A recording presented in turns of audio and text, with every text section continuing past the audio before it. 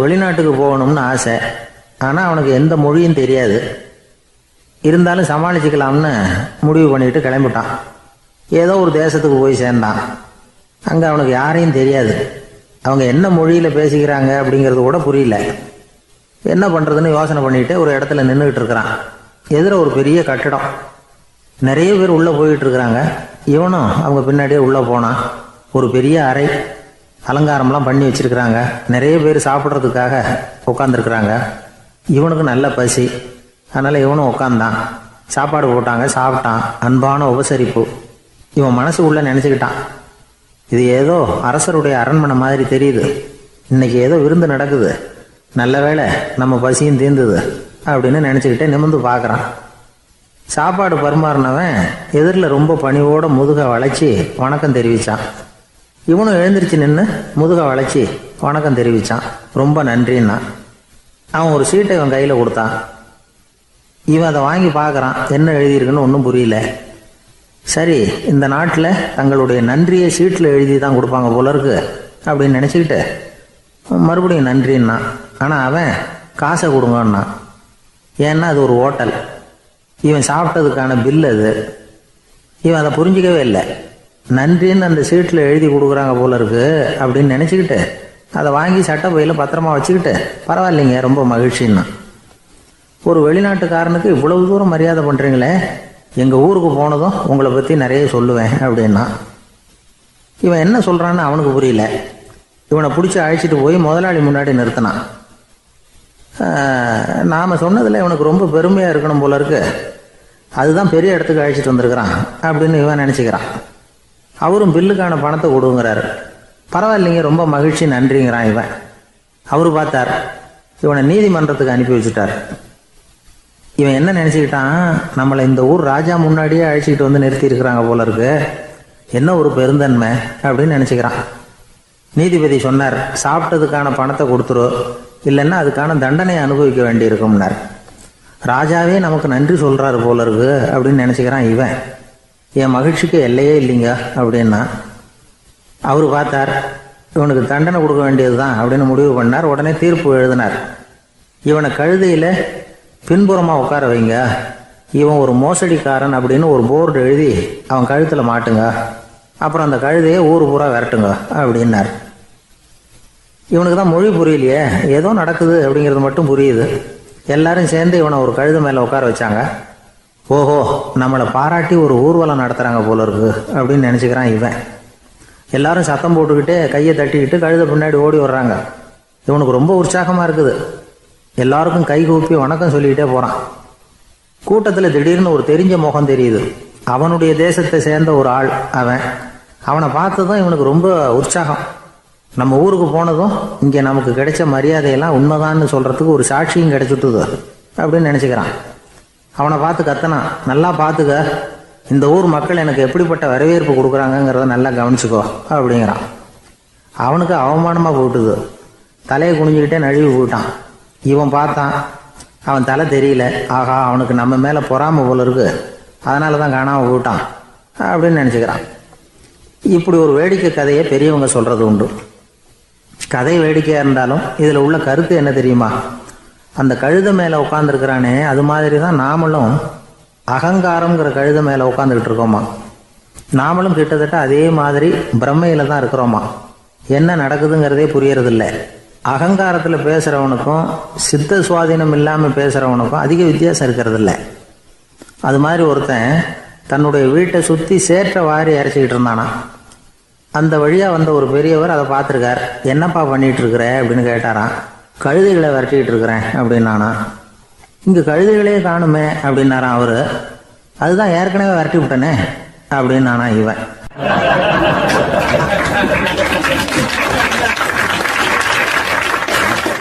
ஒரு ஊரில் 4 நண்பர்கள் இருந்தாங்க. 4 பேரும் சோம்பேறிகள். 4 பேருக்கும் எந்த வேலையும் செய்யறதுக்கு உடம்பு வளையறதில்லை. இருந்தாலும் சோம்பேறித்தனத்தில் ஒருத்தருக்கு ஒருத்தர் கொஞ்சம் வித்தியாசம் உண்டு. அதுக்கு தகுந்த மாதிரி அவங்களுக்கு பேர் அமைஞ்சு போச்சு. ஒருத்தன் கால் சோம்பேறி, இன்னொருத்தன் அரை சோம்பேறி, அடுத்தவன் முக்கால் சோம்பேறி, கடைசி ஆள் முழு சோம்பேறி. இவங்க 4 பேரும் நண்பர்கள். அப்புறம் எப்படி காரியம் நடக்கும்? 4 பேரும் ஒரு வீதியில் அப்படியே நடந்து போய்கிட்டு இருக்கிறாங்க. நல்ல பசி. எங்கேயாவது சோறு போடுவாங்களா அப்படின்னு பார்த்துக்கிட்டே வந்தாங்க. அவங்க வந்த வழியில் ஒரு ரூபா காசு கிடந்தது தரையில். அவங்க கண்ணில் அது பட்டுது. ஆனாலும் அதை குனிஞ்சு எடுக்கணுமே, அதுக்கு சோம்பேறித்தனம். முழு சோம்பேறி பார்த்தான். பக்கத்தில் வந்துக்கிட்டு இருந்த முக்கால் சோம்பேறிக்கிட்ட சொன்னானா, டேய் அதை கொஞ்சம் குனிஞ்சு எடுறா அப்படின்னானா. அவன் என்ன பண்ணான் தெரியுமா? அதுக்கு அடுத்தபடியாக வந்த அரை சோம்பேறிக்கிட்ட சொன்னானா, டேய் நீ அதை கொஞ்சம் குனிஞ்சு எடுறா அப்படின்னானா. அவன் இவனை விட மோசம். அடுத்தவங்ககிட்ட சொல்லியிருக்கிறான். அவனும் குனியறதுக்கு தயாராக இல்லை. ஆக கூடி கடைசியில் யாருமே காசை எடுக்கலை. என்னத்துக்கு அனாவசியமாக உடம்ப வளைச்சிக்கணும் அப்படின்னு எல்லாரும் பேசாமல் வந்துட்டாங்க. அவங்க பாட்டுக்கு நடந்து வந்துக்கிட்டே இருக்கிறாங்க. எதிரில் ஒருத்தன் வாழைப்பழத்தை வண்டியில் வச்சு தள்ளிகிட்டே வந்தான். ரூபாய்க்கு 4 பழம்னு கூவி விற்றுக்கிட்டே வர்றான். இப்போ அந்த முழு சோம்பேறி சொன்னானா, டேய் வழியில் கிடந்ததை ரூபா, அதையாவது எடுத்துக்கிட்டு வந்திருந்தா இப்போ இந்த பழத்தை வாங்கி ஆளுக்கு ஒன்று சாப்பிடலாமே அப்படின்னானா. ஆமாம் சாப்பிட்ருக்கலாமே அப்படின்னாங்களாம் மற்றவங்களும். ஆனாலும் திரும்பி போய் அதை எடுக்கணும்னு யாருக்கும் தோணலை. பேசாமல் சோர்ந்து போய் நடந்து வந்தாங்களாம். இருட்டி போச்சு. வழியில் ஒரு கோவில். சரி இங்கேயே படுத்து தூங்குவோம் அப்படின்னா ஒருத்தன். அதுதான் சரின்னாங்க மற்றவங்களும். அப்படியே மண்டபத்தில் படுத்துட்டாங்க. கோவில் அர்ச்சகர் வேலையெல்லாம் முடிச்சு விட்டு வெளியில் வந்திருக்காரு. இவங்கள பார்த்தாராம். ஏன் இப்படி சோர்ந்து போய் கிடக்குறீங்க அப்படின்னு விசாரிச்சிருக்காரு. 2 நாளாச்சுங்க நாங்கள் சாப்பிட்டு அப்படின்னாங்களாம். அவர் உடனே ஐயோ பாவம் அப்படின்னு சொல்லி பானை, விறகு, அரிசி, தண்ணி எல்லாம் கொடுத்து நீங்களே சமையல் பண்ணி சாப்பிட்டுக்குங்க அப்படின்னு சொல்லிவிட்டு போயிட்டார். இந்த 4 பேருக்கும் சமையல் பண்ணி சாப்பிட்ணும்னு ஆசையாக தான் இருந்தது. ஆனால் அடுப்பு பற்ற வைக்கணுமே, அதுக்கு தீப்பெட்டி வேணுமே. தீப்பெட்டி இல்லை. இப்போ முழு சோம்பேறி ஆரம்பித்தான். அடுத்தவனை பார்த்து, டேய் கடைக்கு போய் ஒரு தீப்பெட்டி வாங்கிட்டு வாயேன் அப்படின்னு நானா. அவன் வழக்கம் போல் அடுத்தவங்ககிட்ட சொல்லியிருக்கான். அவன் அதுக்கு அடுத்தவங்ககிட்ட சொல்லியிருக்கிறான். கடைசியாக கால் சோம்பேறிக்கிட்ட வந்து சேர்ந்தது. அவனும் அது நம்மால் முடியாது அப்படின்னு பேசாமல் இருந்துட்டான். இப்போ தீப்பெட்டி வேணுமே, அதுக்கு என்ன பண்ணுறது? அவங்களுக்குள்ளே பேசி ஒரு முடிவுக்கு வந்தாங்களாம். அதாவது யார் முதல்ல வாயை திறந்து பேசுகிறாங்களோ அவங்க தான் தீப்பெட்டி வாங்கிறதுக்கு போகணும் அப்படின்னு. அவ்வளவுதான். உடனே 4 பேரும் வாயை கெட்டியாக மூடிக்கிட்டு படுத்துக்கிட்டாங்க. அவங்க சமையல் பண்ணி சாப்பிட்டாங்களா என்ன அப்படிங்கிறது அர்ச்சகருக்கு தெரியல. சரி பார்த்துட்டு வரலாமேன்னு வந்தார். வந்து பார்க்குறாரு, இவங்க 4 பேரும் அசையாமல் படுத்து கிடக்குறாங்க. அர்ச்சகர் பயந்துட்டார். ஒருவேளை பசி தாங்காமல் செத்து போட்டாங்களோ அப்படிங்கிற பயம். அல்லது நாம் கொடுத்த உணவுப் பொருளில் ஏதாவது விஷம் கலந்துருக்குமோ அப்படின்னும் பயந்தார். அப்படின்னா நம்ம மேலே பழி வந்துருமே அப்படின்னு நினச்சி நடுங்க ஆரம்பிச்சிட்டார். அப்புறம் அவரும் ஒரு முடிவுக்கு வந்தாராம். கோவிலுக்கு பக்கத்துலேயே ஒரு பெரிய குழி இருந்தது. அதில் ஒவ்வொருத்தரையாக இழுத்துக்கிட்டு போய் போட்டார். கொஞ்சம் மண்ணை தள்ளினார். காலால் மிதித்தார். அவர் மிதித்த மிதி ஒருத்தன் அடி வயத்தில் போட்டுவிட்டுது. அவன் உடனே வலி தாங்காமல் ஐயோ அம்மான்னு அலறினான். உடனே நடந்தது என்ன தெரியுமா? மற்ற 3 பேரும் துள்ளி எழுந்திரிச்சாங்களாம். அவனை பார்த்து நீ தாண்டா தீப்பெட்டி வாங்க போகணும், நீ தாண்டா வாங்க போகணும், நீ தான் சத்தம் போட்ட அப்படின்னு சொல்லி ஆரம்பிச்சிட்டாங்களாம். அர்ச்சகர் பார்த்தார். இது பேய் மாதிரி தெரியுதுன்னு நினச்சிக்கிட்டு ஒரே ஓட்டமாக ஓடி போட்டாரான். கிராமப்புறங்களில் இப்படி ஒரு கதையை சொல்கிறது உண்டு. சோம்பல்ங்கிறது நம்ம முன்னேற்றத்துக்கு பெரிய தடை அப்படிங்கிறத நாம் புரிஞ்சுக்கணும். அதுதான் இந்த கதை சொல்கிற நீதி. ஒரு பள்ளிக்கூடத்தில் ஒரு புதுமையான போட்டி நடந்துதான். அதாவது சோம்பேறித்தனத்துக்கு பரிசு. அதில் 2வது பரிசு யாருக்குன்னு அறிவிச்சாங்க. ஒரு பையன் எழுந்திரிச்சு மெதுவாக நடந்து போய் பரிசை வாங்கிட்டான். அடுத்தது முதல் பரிசு யாருக்கு அப்படின்னு அறிவிச்சாங்களாம். அவன் கடைசி வரிசையிலேருந்து கத்தனானா, ஐயா அதையும் அந்த பையன் மூலமாகவே கொடுத்து அனுப்பி வச்சுருங்க, இங்கே வந்தது நான் வாங்கிக்கிறேன் அப்படின்னு நானா.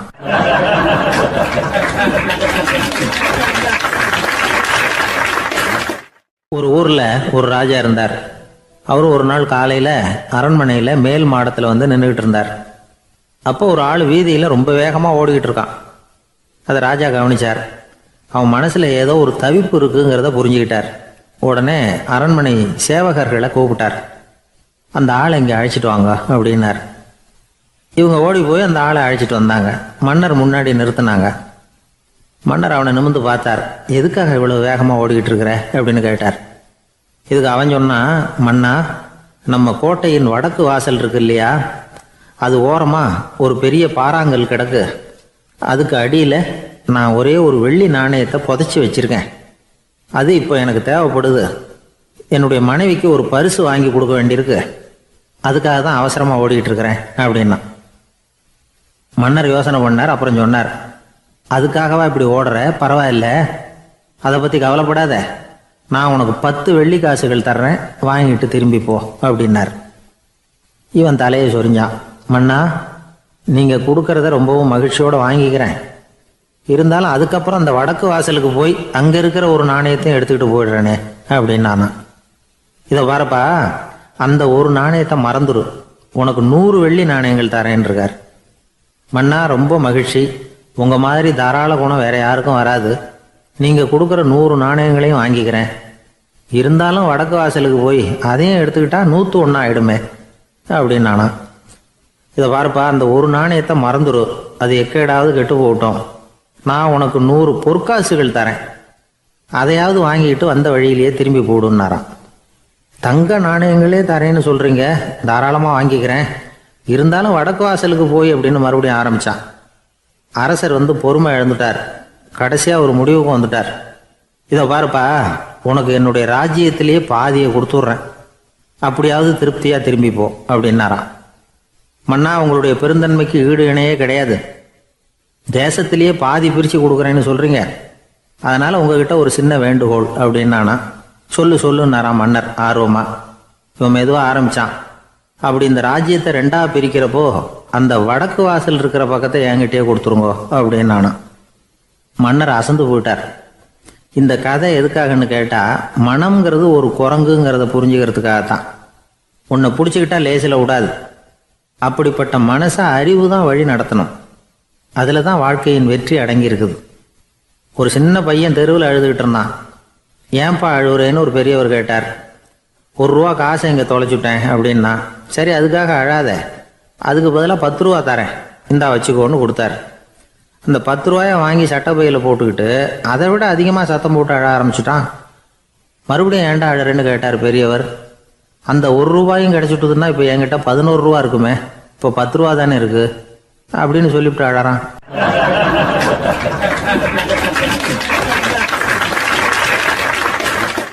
என்னுடைய நண்பர் ஒருத்தர், அவருக்கு ஜாதகத்தில் நம்பிக்கை உண்டு. அவரே ஜோசியம்லாம் பார்ப்பார். என்ன சார், இந்த காலத்தில் இதையெல்லாம் நம்பிக்கிட்டு இருக்கீங்களே அப்படின்னு கேட்டால், உங்களுக்கு ஒன்றும் தெரியாது சார். இந்த உலகத்தில் ஒவ்வொருத்தரும் அவங்கவங்க செய்கிற நல்லது கெட்டதுக்கு தகுந்த பலனை அனுபவிச்சே தீரணும்பார். அது மட்டும் இல்லை, ஒருத்தன் செத்துட்டா கூட அவன் செஞ்ச பாவ புண்ணியங்கள் கூடவே போய்கிட்டு இருக்கோம்பார். அது எப்படி கூட போவோம் அப்படின்னு குதர்க்கமாக கேட்டால், அதுக்கு அவர் ஒரு கதை சொன்னார். அது ரொம்ப சுவாரஸ்யமாக இருந்தது. அது என்ன கதைன்னா, ஒரு ஊரில் ஒருத்தர் இருந்தாராம். அவர் ஜோசியம் பார்க்குறதுல ரொம்ப கெட்டிக்காரரான். ஒருத்தருடைய தலைமுடியை மட்டும் அவர்கிட்ட காட்டினா போதும், அதை மட்டும் பார்த்துட்டு அவருடைய ஜாதகத்தையே அலசி விடுவாராம். அப்பேற்பட்ட திறமை. அந்த ஆள் ஒரு சமயம் கன்னியாகுமரி கடற்கரைக்கு போயிருந்திருக்கார். அங்கே கரை ஓரமாக ஒரு மண்டை ஓடு கிடந்திருக்கு. அதை எடுத்து பார்த்துருக்கார். அந்த மண்டை ஓட்டை வச்சுக்கிட்டே அதோட ஜாதகத்தை அலசியிருக்கார். இந்த மண்டை ஓட்டுக்கு உரிய ஆசாமி வாழ்க்கையில் ரொம்ப கஷ்டப்பட்டிருக்கணும், நிறைய கஷ்டத்தை அனுபவிச்சிருக்கணும். அது தாங்க முடியாமல் தான் கடலில் விழுந்து தற்கொலை பண்ணிகிட்டு இருக்கான் அப்படிங்கிறத அவர் கணிச்சுட்டார். இருந்தாலும் இந்த மண்டை ஓடு இன்னமும் அனுபவிக்க வேண்டியது பாக்கி இருக்கு அப்படிங்கிறத அவர் உணர்ந்தாராம். அது சரி, ஒருத்தன் உயிரோடு இருக்கிற வரைக்கும் நல்லது கெட்டதை அனுபவிக்க முடியும், செத்ததுக்கு அப்புறமும் பாக்கி இருக்குன்னா அதை எப்படி அனுபவிக்கிறது? இந்த மண்டை ஓட்டுக்கு இன்னும் கொஞ்சம் பாக்கி இருக்குங்கிறது அவருக்கு புரிஞ்சதே தவிர அதோட அர்த்தம் என்னங்கிறது சரியாக விளங்கலை. சரி, இதை இன்னும் கொஞ்சம் விவரமாக ஆராய்ச்சி பண்ணுவோம் அப்படின்னு நினச்சிக்கிட்டு அதை தன்னுடைய வீட்டுக்கே எடுத்துகிட்டு போயிட்டார். அந்த மண்டை ஓட்டை ஒரு பெட்டியில் வச்சு பூட்டினார். தன்னுடைய தனி அறையில் அதை பத்திரமா வச்சுக்கிட்டார். தினமும் ராத்திரி ஆனதும் தன்னுடைய மனைவியை பார்த்து, நீ போய் பூஜை அறையில் தனியாக படுத்துக்க அப்படின்னு சொல்லிவிட்டு தினம் ராத்திரி 12 மணிக்கு பெட்டியை திறந்து அவர் பார்ப்பார். மண்டை ஓடு அப்படியே இருந்தது தவிர இன்னும் கொஞ்சம் பாக்கி இருக்குங்கிறதுக்கு அர்த்தம் அவருக்கு விளங்கலை. அந்த மண்டை ஓட்டுக்கு இன்னும் என்ன பாக்கி இருக்க போகுது? எப்படியோ ஒரு 10 நாள் போச்சு. அந்த வீட்டம்மாவுக்கு சந்தேகம் வந்துட்டுது. நம்ம வீட்டுக்காரரு நம்மளை தனியாக ஏன் தூங்க சொல்கிறார் அப்படிங்கிற சந்தேகம். உடனே பக்கத்து வீட்டு அம்மா கிட்ட விஷயத்தை சொல்லியிருக்கிறாங்க. அந்த அம்மா உடனே, நீ கவலைப்படாத, நான் கண்டுபிடிச்சி சொல்கிறேன் அப்படின்னு சொல்லிவிட்டாங்களாம். அன்னைக்கு ராத்திரியே ஜன்னல் வழியாக எட்டி பார்த்துருக்குறாங்க. இந்த ஆள் மண்டை ஓட்டை கையில் வச்சுக்கிட்டு அது திருப்பி திருப்பி பார்த்துக்கிட்டு இருக்கிறான். அதை பார்த்துட்டாங்க. மறுநாள் காலையில் அவரோட மனைவியை பார்த்தாங்க. ஏம்மா, உன் வீட்டுக்காரருக்கு நீ முதல் மனைவியா ரெண்டாவது மனைவியா அப்படின்னு கேட்டாங்களாம். எனக்கு தெரிஞ்ச வரைக்கும் நான் ஒருத்தி தான் அவருடைய மனைவி அப்படின்னாங்களாம் அவங்க. அப்படி இல்லை, நீ அவருக்கு ரெண்டாவது மனைவி. முதல் மனைவியின் மண்டை ஓட்டை தான் அவர் தினமும் ராத்திரியில் எடுத்து பார்த்துக்கிட்டு இருக்கிறார் அப்படின்னாங்க அடுத்த வீட்டு அம்மா. அப்படியா விஷயம் அப்படின்னு சொல்லிவிட்டு கணவன் வீட்டில் இல்லாத நேரமாக பார்த்து அந்த மண்டை ஓட்டை எடுத்து கொண்டாந்து ஒரு உரல்ல போட்டு உலக்கையால் குத்தி நொறுக்க ஆரம்பிச்சிட்டாங்க. வெளியில் போயிருந்த அந்த ஆள் அப்போ தான் உள்ளே நுழைஞ்சார். மண்டை ஓடு உலக்கை கிட்ட குத்து வாங்கிக்கிட்டு இருக்கு. அது அனுபவிக்க வேண்டியது இன்னும் கொஞ்சம் பாக்கி இருக்குங்கிறதுக்கு அர்த்தம் எனக்கு இப்போ தான் புரிஞ்சுது அப்படின்னாராம் அவர். இந்த கதையிலேருந்து நாம் இன்னொரு நீதியையும் புரிஞ்சுக்கணும். அதாவது நம்ம வீட்டை பற்றி நமக்கு புரியாததெல்லாம் அடுத்த வீட்டுக்கு.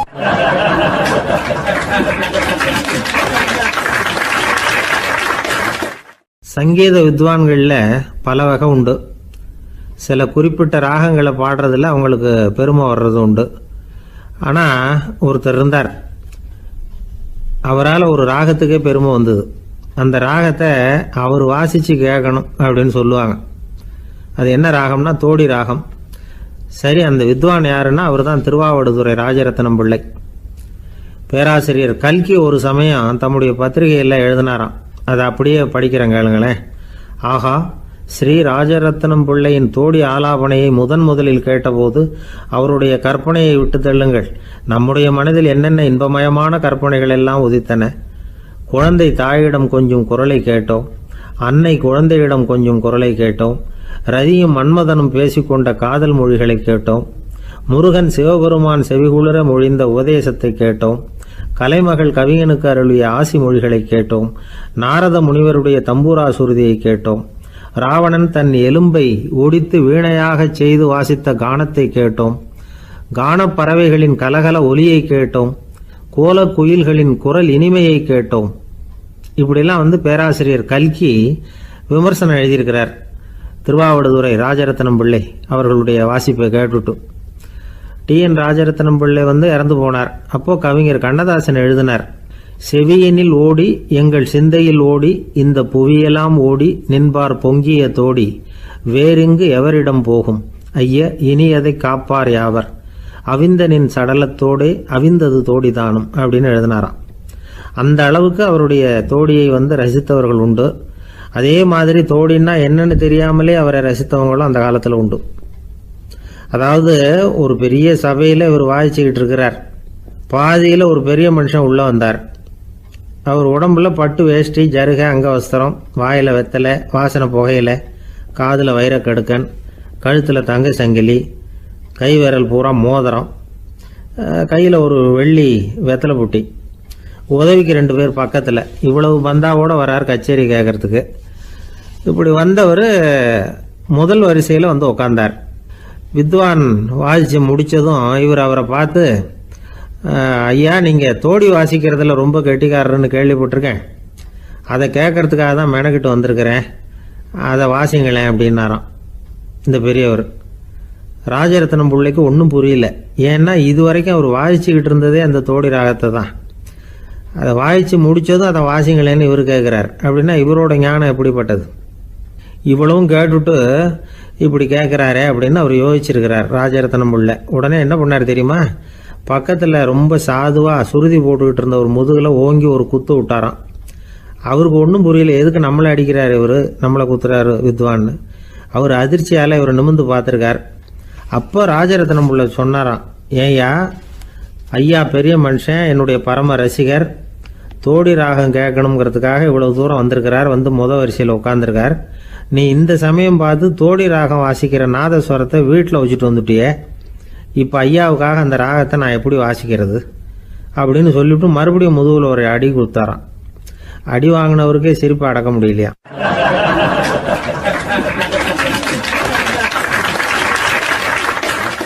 ஒரு ஊரில் ஒரு ஆள் இருந்தான். நிறைய பணம் சேர்த்தான். அவனுக்கு சம்பாதிக்க தெரியுமே தவிர செலவு பண்ண தெரியாது. மகா கஞ்சன். காசை கையில் எடுக்கவும் மாட்டான். எடுத்தால் செலவு செய்ய வேண்டியிருக்குமே. அதனால் இப்படியே அவன் காலத்தை ஓட்டி விட்டான். வயசாயிட்டுது. அவனுடைய மனைவி ஒரு நாள் கேட்டாங்க, இவ்வளவு நாளா நீங்கள் என்னை எங்கேயுமே அழைச்சிட்டு போனதில்லை, இப்போவாவது அழைச்சிட்டு போகக்கூடாதா அப்படின்னாங்க. எங்கே போகணும் சொல்லுன்னா. காசிக்கு போகணும், கங்கையில் குளிக்கணும்னாங்க. இவன் பார்த்தான், இதுக்கு ஏன் அவ்வளோ தூரம் செலவு பண்ணிட்டு போகணும், நம்ம ஊர் ஆற்றுலேயே குளிக்கலாமே, இதுவும் புண்ணிய நதி தான், இங்கே குளித்தா அங்கே குளித்த பலன் கிடைச்சிரும் அப்படின்னா. சரின்னு 2 பேருமா ஆத்தங்கரைக்கு போனாங்க. அன்னைக்கு ஏதோ விசேஷம், நிறைய கூட்டம், நிறைய பேர் குளிச்சுக்கிட்டு இருக்கிறாங்க. கரையில் சில புரோகிதர்கள் நின்றுக்கிட்டு இருக்கிறாங்க. குளிக்கிறதுக்கு முந்தி அவங்கக்கிட்ட உட்காந்தா ஏதோ மந்திரம்லாம் சொல்லுவாங்க, கொஞ்சம் காசு கொடுக்க வேண்டியிருக்கும். அதனால் இவன் என்ன பண்ணான், ஆத்தங்கரையிலேயே கொஞ்சம் தூரம் போனான். ஊரை விட்டு தள்ளி வந்துட்டான், அங்கே யாருமே இல்லை. அப்பாடான்னு சந்தோஷப்பட்டான், குளிக்கலாம்னு புறப்பட்டான். இந்த நேரம் கடவுள் பார்த்தார், இந்த கஞ்சனுக்கு ஏதாவது புத்தி போகட்டணும் அப்படின்னு நினைச்சார். உடனே ஒரு புரோகிதர் மாதிரி உருவத்தை மாற்றிக்கிட்டு அந்த ஆள் முன்னாடி வந்து நின்னார். அவனுக்கு அதிர்ச்சி, இங்கே யாருமே இருக்க மாட்டாங்கன்னு நினச்சா இங்கேயுமே ஒரு ஆள் வந்துட்டாரு, என்ன பண்ணுறதுன்னு யோசனை பண்ணான். புரோகிதர் உருவத்தில் இருந்த கடவுள் சொன்னார், இதை பாருங்க, இன்னைக்கு விசேஷ நாள், நீராடுறதுக்கு முன்னாடி சுயகல்பம் பண்ணிக்கிறது ரொம்ப நல்லது அப்படின்னார். என்கிட்ட பணம் எதுவும் இல்லையேன்னா. பரவாயில்ல, அப்புறமா கொடுங்க, வாங்கிக்கிறேன்.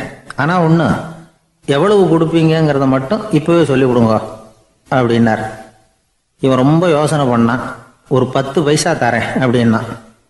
சரின்னு ஒத்துக்கிட்டு எல்லா கிரியைகளையும் அவர் செஞ்சார். அதுக்கப்புறம் கணவனும் மனைவியும் ஆற்றுல குளிச்சாங்க. அவர் போயிட்டார். கொஞ்ச நாள் கழித்து அவன் வீட்டுக்கு வந்தார் கடனை வசூல் பண்ணுறதுக்கு. வாசலில் நின்றுக்கிட்டு இருந்த அவன் மனைவி இவரை பார்த்ததும் தயங்க ஆரம்பித்தாங்க. அந்த அம்மா கிட்ட விஷயத்தை சொன்னார். அந்த அம்மா ஓடி போய் உள்ளே இருக்கிற தன்னுடைய கணவர்கிட்ட சொன்னாங்க. அவன் யோசனை பண்ணான், இப்போ வெளியில் போனால் அவனுக்கு 10 காசு கொடுக்க வேண்டியிருக்கும், அதனால் எனக்கு காய்ச்சல்னு அந்த ஆளுகிட்ட சொல்லிவிடு, இன்னொரு சந்தர்ப்பத்தில் என்னை வந்து பார்க்க சொல்லு அப்படின்னா. அந்த அம்மா போய் சொன்னாங்க. அப்படிங்களா, அப்படின்னா அவரை நான் உடனே போய் பார்க்கணுமே அப்படின்னு உள்ளே நுழைய ஆரம்பித்தார். அவங்க மறுபடியும் இருங்க தான் வரேன்னு சொல்லிவிட்டு உள்ள ஓடி விஷயத்தை சொன்னாங்க. இது எதுடா வம்பா போச்சு அப்படின்னு பார்த்தான். மனைவியை கிட்டத்தில் கூப்பிட்டான். இதோ பாரு, ஜன்னி கண்டு நான் இறந்து போயிட்டதா சொல்லிவிடு அப்படின்னா சொன்னாங்க. புரோகிதர் பார்த்தார். அப்படின்னா ஒரு வழியாக இருந்து அவருடைய இறுதி சடங்குகளையும் நானே முடிச்சுட்டு போயிடுறேன் அப்படின்னார். உள்ளே இருந்தவன் யோசனை பண்ணான், அந்த ஆள் என்னை விட மாட்டான் போல இருக்கு, அதனால் ஒரு சவப்பெட்டியில் என்னை வச்சு தூக்கிக்கிட்டு மயானத்துக்கு போங்க, பார்த்துக்கலாம் அப்படின்னா. புரோகிதரும் விடுற மாதிரி இல்லை, கூடவே நடந்து போயிட்டு இருக்கிறார். அங்கே இறக்கி சடங்குகளை முடிச்சுட்டு தீ வைக்கிற நேரம் பொட்டிக்குள்ளே இருந்த நம்ம ஆள் அலறி அடிச்சுட்டு வெளியில் ஓடி வந்தான். புரோகிதர் உருவத்தில் இருந்த கடவுள் சிரிச்சார், தன்னுடைய சுய உருவத்தை காட்டினார். அதுக்கப்புறம் அவனை கூப்பிட்டு, இதை பாருப்பா, ஏன் இப்படி அல்லாடுற, ஏதாவது வர வேணும்னா கேள் தரேன் அப்படின்னார். அவன் யோசனை பண்ணான்.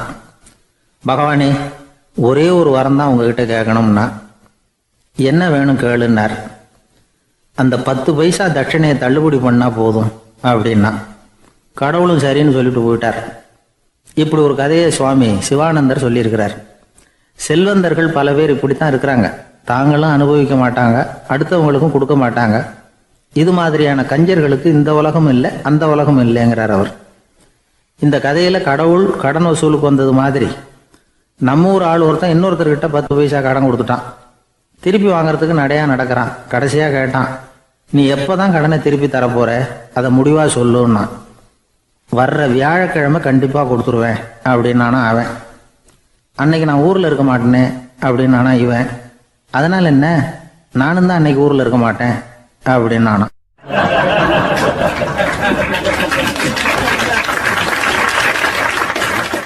எனக்கு இது மட்டும்தான் சார் தெரியும், இதை தவிர வேறு எதுவும் தெரியாது அப்படின்னு சொல்லிக்கிட்டே காலம் தள்ளுறவங்க ரொம்ப பேர். அவங்களெல்லாம் கஷ்டப்பட வேண்டியிருக்கும்.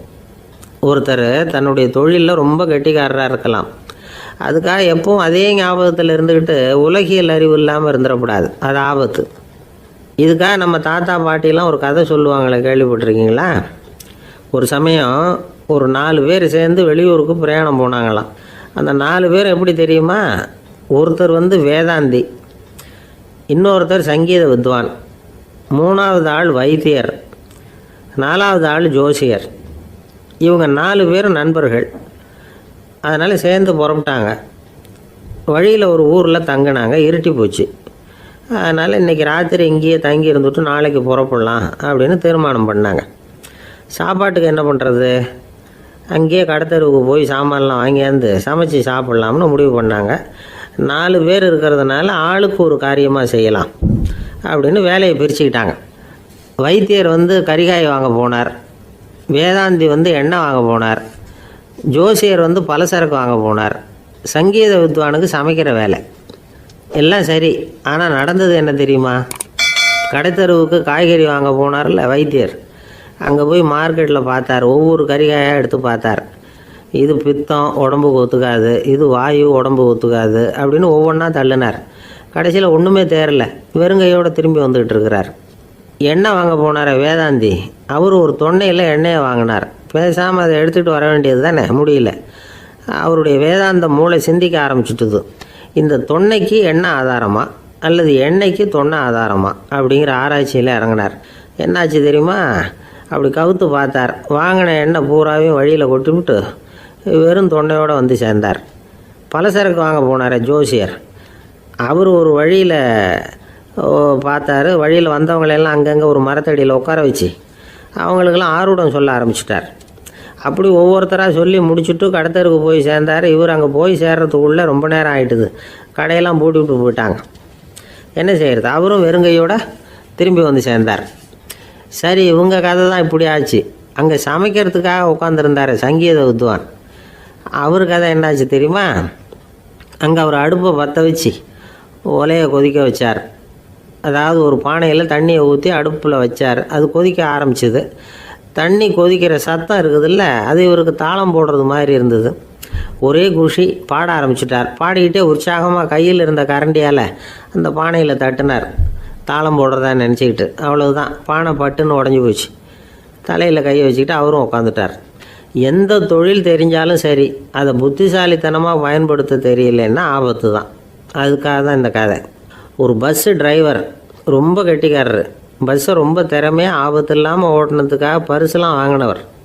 அவரே ஒரு படகு ஓட்டுறதுக்காக அழைச்சிட்டு போயிருக்கிறாங்க, மோட்டார் படகு.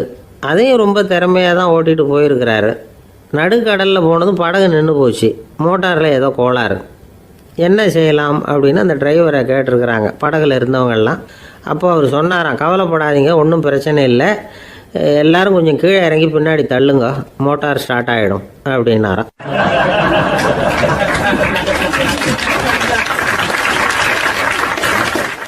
ஒரு ஊரில் ஒரு இளைஞன் இருந்தான். ஒரு நாள் அவன் ஒரு குருவை தேடிட்டு புறப்பட்டான். ஊரை விட்டு வெளியில் போனான். போகிற வழியில் ஒரு காடு. அந்த காட்டில் ஒரு மரத்தடியில் ஒரு பெரியவர் உட்காந்துருக்கிறார். அமைதியாக மௌனமாக அவர் அமர்ந்திருக்கிறார். இந்த பெரியவரை விசாரிக்கலாம், குருவை தேடி கண்டுபிடிக்கிறதுக்கு இவர் ஏதாவது ஒரு வழி சொல்லி கொடுப்பார் அப்படின்னு நினச்சிக்கிட்டு அவர் நெருங்கினான். ஐயா, எனக்கு ஒரு குரு தேவை, எங்கே கிடைப்பார்? அவரை எப்படி அடையாளம் கண்டுபிடிக்கிறது? அதை பற்றி ஏதாவது விவரம் சொன்னீங்கன்னா நான் கண்டுபிடிச்சிக்குவேன் அப்படின்ட்டுருக்கான். பெரியவர் நிமிர்ந்து பார்த்தார். தம்பி, அது ரொம்ப சுலபம். அவர் வயசானவராக இருப்பார், என்னை விட சுமார் 30 வயசு அதிகமாக இருக்கும். அவர் ஒரு மரத்தடியில் தான் உட்காந்துருப்பார் அப்படின்ட்டுருக்கான். சரிங்க பெரியவரே, அது என்ன மாதிரியான மரம், எப்படி இருக்கும் அப்படின்னு கேட்டிருக்கான். பெரியவர் அந்த விவரங்களையும் சொல்லியிருக்கிறாரு. அது மட்டும் இல்லை, சந்திக்கிற நாள், நேரம், வினாடி முதற்கொண்டு எல்லா விவரங்களையும் துல்லியமாக சொன்னாராம். இவ்வளவு விவரங்களை இவரால் எப்படி சொல்ல முடியுது அப்படின்னு இவனுக்கு ஆச்சரியம். இருந்தாலும் அந்த பெரியவர் கடைசியாக ஒரு விவரம் சொன்னார். அது என்ன தெரியுமா? எப்படியும் நீ அவரை சந்திக்கிறதுக்கு ஒரு 30 வருஷம் ஆகும் அப்படின்னு சொல்லிவிட்டாரான். ரொம்ப நன்றிங்க பெரியவரே அப்படின்னு சொல்லிவிட்டு அந்த இளைஞன் புறப்பட்டுருக்கான். இப்போ அவனுக்கு குரு பற்றின விவரம் எல்லாம் கிடைச்சிட்டுது, சந்திக்கிற நேரமும் தெரிஞ்சுட்டுது. ஆனால் 30 வருஷம் அவரை தேடி அலைய வேண்டியிருக்குமே. அவன் தேட ஆரம்பித்தான். காடு மலை எல்லாம் சுற்றி அலைஞ்சான். பல வருஷங்கள் தேடினான், அழுத்து போயிட்டான். கடைசியில் அவனுக்கும் வயசாகிட்டுது. கடைசியில் தன்னுடைய சொந்த ஊருக்கே திரும்பி போய்கிட்டு இருந்தான். அங்கே ஒரு மரத்தடியில் அவன் தேடிக்கிட்டு இருந்த குருநாதர் கிடைச்சார். யார் அவருன்னா, 30 வருஷத்துக்கு முன்னாடி வழி சொல்லி கொடுத்தாருல அதே பெரியவர். அவருக்கு இப்போ 30 வயசு அதிகமாக இருந்தது. அதே மரம். அன்னைக்கு பெரியவர் சொன்ன அடையாளம் இப்போ பொருத்தமாக இருந்தது. இப்போ அந்த பெரியவர் சொன்னார், சரியாக வந்து சேர்ந்துட்டேன், வா, உனக்காக தான் நான் இவ்வளவு காலமும் காத்துக்கிட்டு இருந்தேன் அப்படின்னாரான். என்ன சொல்கிறீங்கன்றிருக்கான். 30 வருஷத்துக்கு முன்னாடி என்கிட்ட வந்தியே, அப்போவே என் காலம் முடிஞ்சு போயிருந்தது. அப்போவே என்ன உனக்கு அடையாளம் தெரியல, அதனால் இவ்வளவு காலம் உனக்காக காத்துட்டு இருக்கும்படி ஆயிட்டுது அப்படின்னாராம். ஐயா, அப்போவே நீங்கள் சொல்லியிருக்கலாமே, இதுதான் 30 வருஷம் கழித்து நீ சந்திக்க போகிற இடம், நான் தான் உன்னுடைய குரு அப்படின்னு சொல்லியிருக்கலாமே அப்படின்ட்டுருக்கான். அந்த பெரியவர் சிரிச்சுக்கிட்டே அதுக்கு பதில் சொன்னாராம், நான் எவ்வளவோ விவரமாக தான் சொன்னேன், நீ சரியாக புரிஞ்சிக்கல. காரணம், அப்போ நீ போதுமான அளவுக்கு பக்குவம் பெற்றிருக்கவில்லை. அதனால் புரியும் சக்தி இல்லாமல் போயிட்டுதப்போ 30 ஆண்டு காலம் நீ அலைஞ்சி தெரிஞ்சிருக்கிற. அது காரணமாக இப்போ உனக்கு அந்த பக்குவம் வந்துட்டுது. அதனால தான் அடையாளம் காண முடிஞ்சது, நானே உன்னுடைய குரு அப்படின்னாராம். இதுலேருந்து என்ன தெரியுதுன்னா, ஆன்மீகத்தில் மாணவனாக சேர்றதுக்கு கூட ஒரு பக்குவத்தன்மை தேவைப்படுது. ஒரு பெரிய ஞானி, அவர்கிட்ட சீடனாக இருக்க ஒருத்தன் வந்தான், எதிரில் நின்னான். ஞானி அவனை வெகு நேரம் உற்று பார்த்தார். அப்புறம் சொன்னார், சீடனாக இருக்கிறது ரொம்ப சிரமம்னார். நான் தயாராக இருக்கிறேன்னா. அது இன்னமும் சிரமமாச்சே, இங்கே குருவாக இருக்கிறது மட்டுமே சுலபம் அப்படின்னாராம். அப்படின்னா நான் குருவாகவே ஆயிடுறேன் அப்படின்னானா. இது போலவே இந்த காலத்தில் கதை ஒன்று உண்டு. ஒரு பள்ளிக்கூடத்தில் வகுப்பு ஆசிரியர் மாணவனை திட்டிக்கிட்டு இருந்தார். டேய், நீ 100க்கு 10 மார்க்கு தான் வாங்கிக்கிட்டு இருக்க. இவ்வளவு மோசமாக நீ படித்தா கடைசியில் மாடு மேய்க்கிறது கூட லாய்க்கு இல்லாதவனா ஆகிடுவேன். அதுக்கப்புறம் என்ன செய்ய போகிறேன் அப்படின்னாராம். பையன் தலையை சொரிஞ்சிக்கிட்டே சொன்னானா, சார் அப்படின்னா ஒன்று செய்கிறேன் அப்படின்னானா. இவர் கேட்டிருக்கார், என்ன செய்ய போகிறேன்னு. வேற என்ன சார், உங்களை மாதிரி ஒரு ஆசிரியர் ஆகிடுறேன் அப்படின்னானா.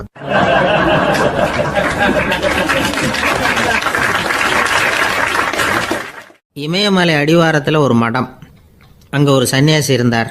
அவர்கிட்ட ஒருத்தர் வந்தார். சுவாமி, ஆசையை உதற நினைக்கிறேன், முடியல, ஒட்டிக்கிட்டே வருது அப்படின்னாராம். இப்படி உட்கார, ஒரு கதை சொல்கிறேன் அப்படின்னு சொல்லி அவர் சொல்ல ஆரம்பித்தாராம். அவர் சொன்ன கதை என்னென்னா, ஒரு ஊரில் ஒரு ஆள் இருந்தான். அவன் பேர் குப்புசாமி. அவன்கிட்ட எப்பவும் ஒரு பழைய தொப்பி இருக்கும், விடவே மாட்டான். அதனால் அவனை எல்லோரும் தொப்பி சாமி அப்படின்னு தான் கூப்பிடுறது வழக்கம். ஒரு புது தொப்பி வாங்கிக்கப்படாதாப்பா அப்படின்னு நண்பர்கள்லாம் சொல்லி பார்த்தாங்க. பணத்துக்கு எங்கே போவேன் அப்படின்னு விட்டானான். பணம் வச்சுருக்கான், செலவு பண்ண மனசு வரல, மகா கஞ்சன்.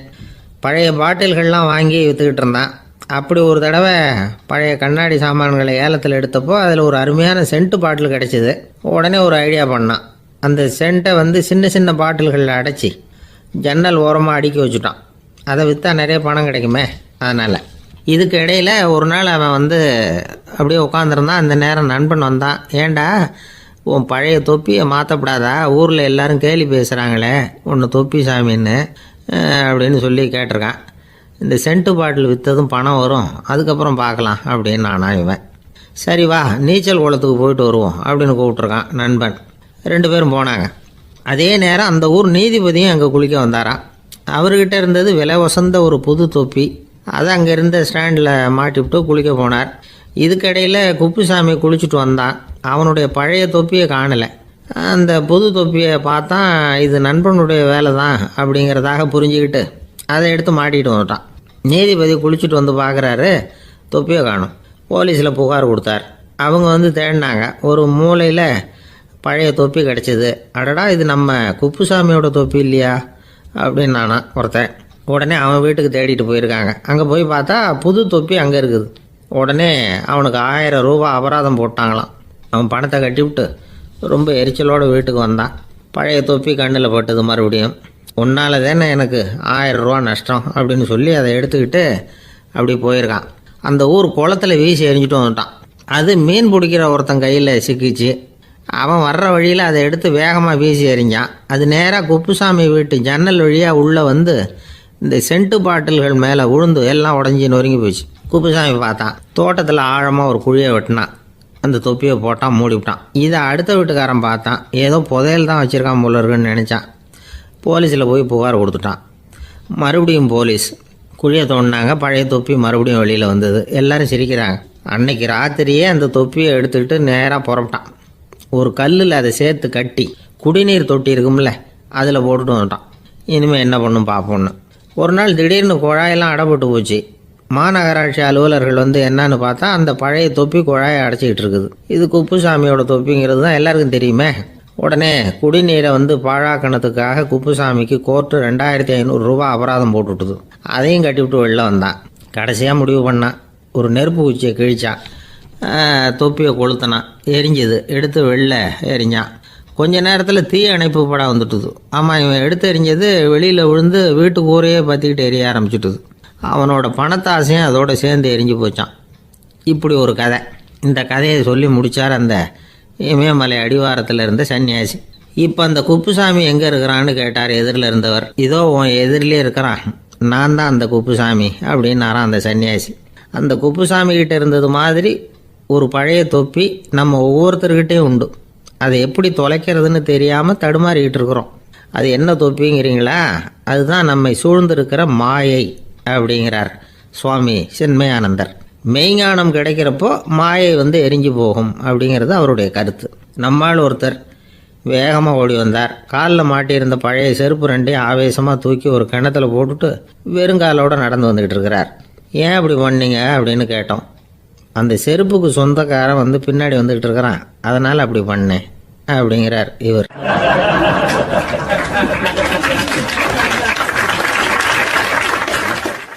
காசியில் இருக்கிற கடவுள் காசி விஸ்வநாதர், அங்கே இருக்கிற தேவி காசி விசாலாட்சி. இவங்க ரெண்டு பேரும் ஒரு நாள் பேசிக்கிட்டு இருந்தப்போ கடவுள் சொன்னார், இந்த மனிதர்களை நாம் ரொம்பவும் நம்பிக்கையோடு தான் படைச்சிருக்கிறோம், இருந்தாலும் அவங்களுக்கு தான் நம்பிக்கை இல்லை, எதுலேயும் ஒரு உண்மையான நம்பிக்கை இல்லாமல் வாழ்ந்துக்கிட்டு இருக்கிறாங்க அப்படின்னார். என்ன அப்படி சொல்கிறீங்க?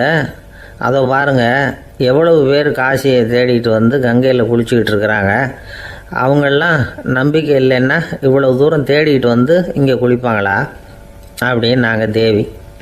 சரி, அதை சோதித்து பார்க்கலாம் அப்படின்னு ரெண்டு பேரும் முடிவு பண்ணிக்கிட்டாங்க. உடனே ஒரு திட்டம் போட்டாங்க. அது எப்படின்னா, நாம் ரெண்டு பேருமே பக்தர்கள் மாதிரி உருவத்தை மாற்றிக்கிட்டு கங்கை கரைக்கு போக வேண்டியது. நான் கங்கையில் இறங்கி குளிக்கிறேன், கொஞ்ச நேரத்தில் சுழலில் மாட்டிக்கிட்டது மாதிரி நடிக்கிறேன். நீ உடனே கரையிலிருந்து சத்தம் போடும், என்னோடய வீட்டுக்காரரை யாராவது காப்பாற்றுங்களேன்னு சத்தம் போடும்.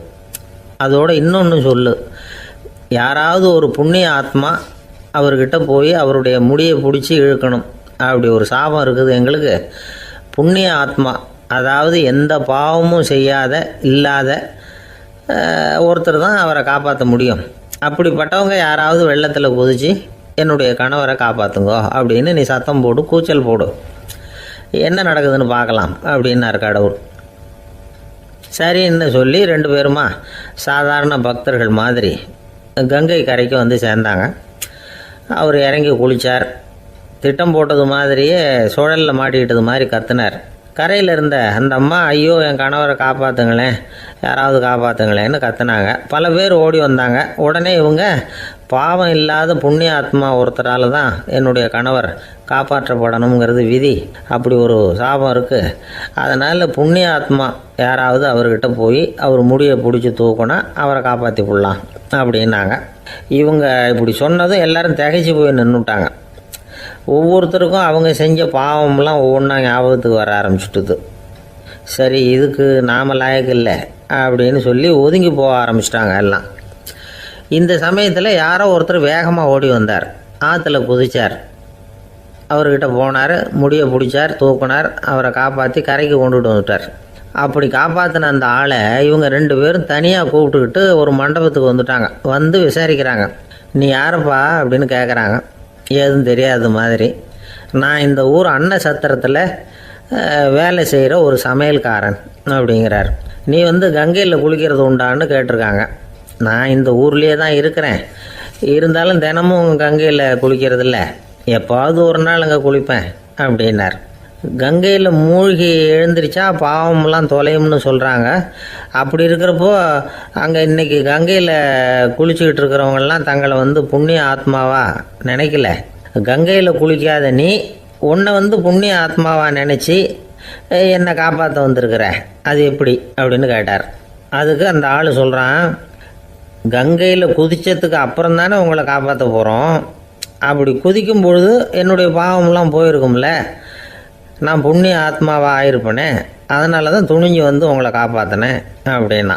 கடவுளும் தேவியும் அவனுக்கு காட்சி கொடுத்தாங்களாம். இப்படி ஒரு கதை உண்டு. அதாவது கங்கையில் குளிச்சுக்கிட்டு இருக்கிறவங்களுக்கே தங்களுடைய பாவம் போகுங்கிற நம்பிக்கை பரிபூர்ணமாக இல்லை, குளிக்காத ஒருத்தனுக்கு அந்த நம்பிக்கை இருந்தது.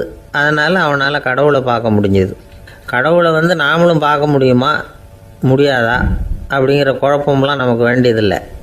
நம்பிக்கையோடு வாழணுங்கிற உண்மையை மட்டும் இந்த கதையிலேருந்து புரிஞ்சுக்கிட்டா போதும்.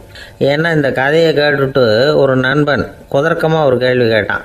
ஏன் சார், கங்கையில் குளித்தா பாவம் போயிடும்னு சொல்கிறீங்களே, நான் எனக்கு வேண்டாத ஒருத்தனை அழைச்சிட்டு போய் கங்கையிலேயே தள்ளி விட்டுட்டு அதுக்கப்புறம் அங்கேயே முழுக்க போட்டுட்டு நான் செஞ்ச பாவத்தை அதுலேயே கழுவி விட்டுட்டு மறுபடியும் உங்ககிட்ட வந்துடுறேன்னு வச்சுக்கோங்க, நீங்கள் என்னை புண்ணிய ஆத்மான்னு ஏற்றுக்குவீங்களா அப்படிங்கிறான்.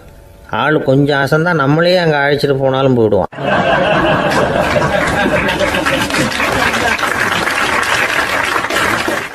வாழ்க்கையில் சில சந்தர்ப்பங்களில் நாம் சில அவமானங்களை சந்திச்சே தீர வேண்டியிருக்கு.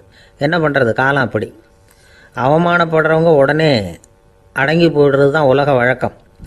அவமானப்பட்டால் உடனே சீறி எழறவங்களும் உண்டு. ஆனால் அதையே ஒரு சவாலாக எடுத்துக்கிட்டு முன்னுக்கு வர்றவங்களும் சில பேர் இருக்கிறாங்க. அவங்க ரொம்ப அபூர்வம். இன்றைக்கி மனோதத்துவ நிபுணர்கள்லாம் என்ன சொல்கிறாங்க தெரியுமா? அவமானப்பட்டுட்டா உடனே அடங்கி போயிடக்கூடாதான்.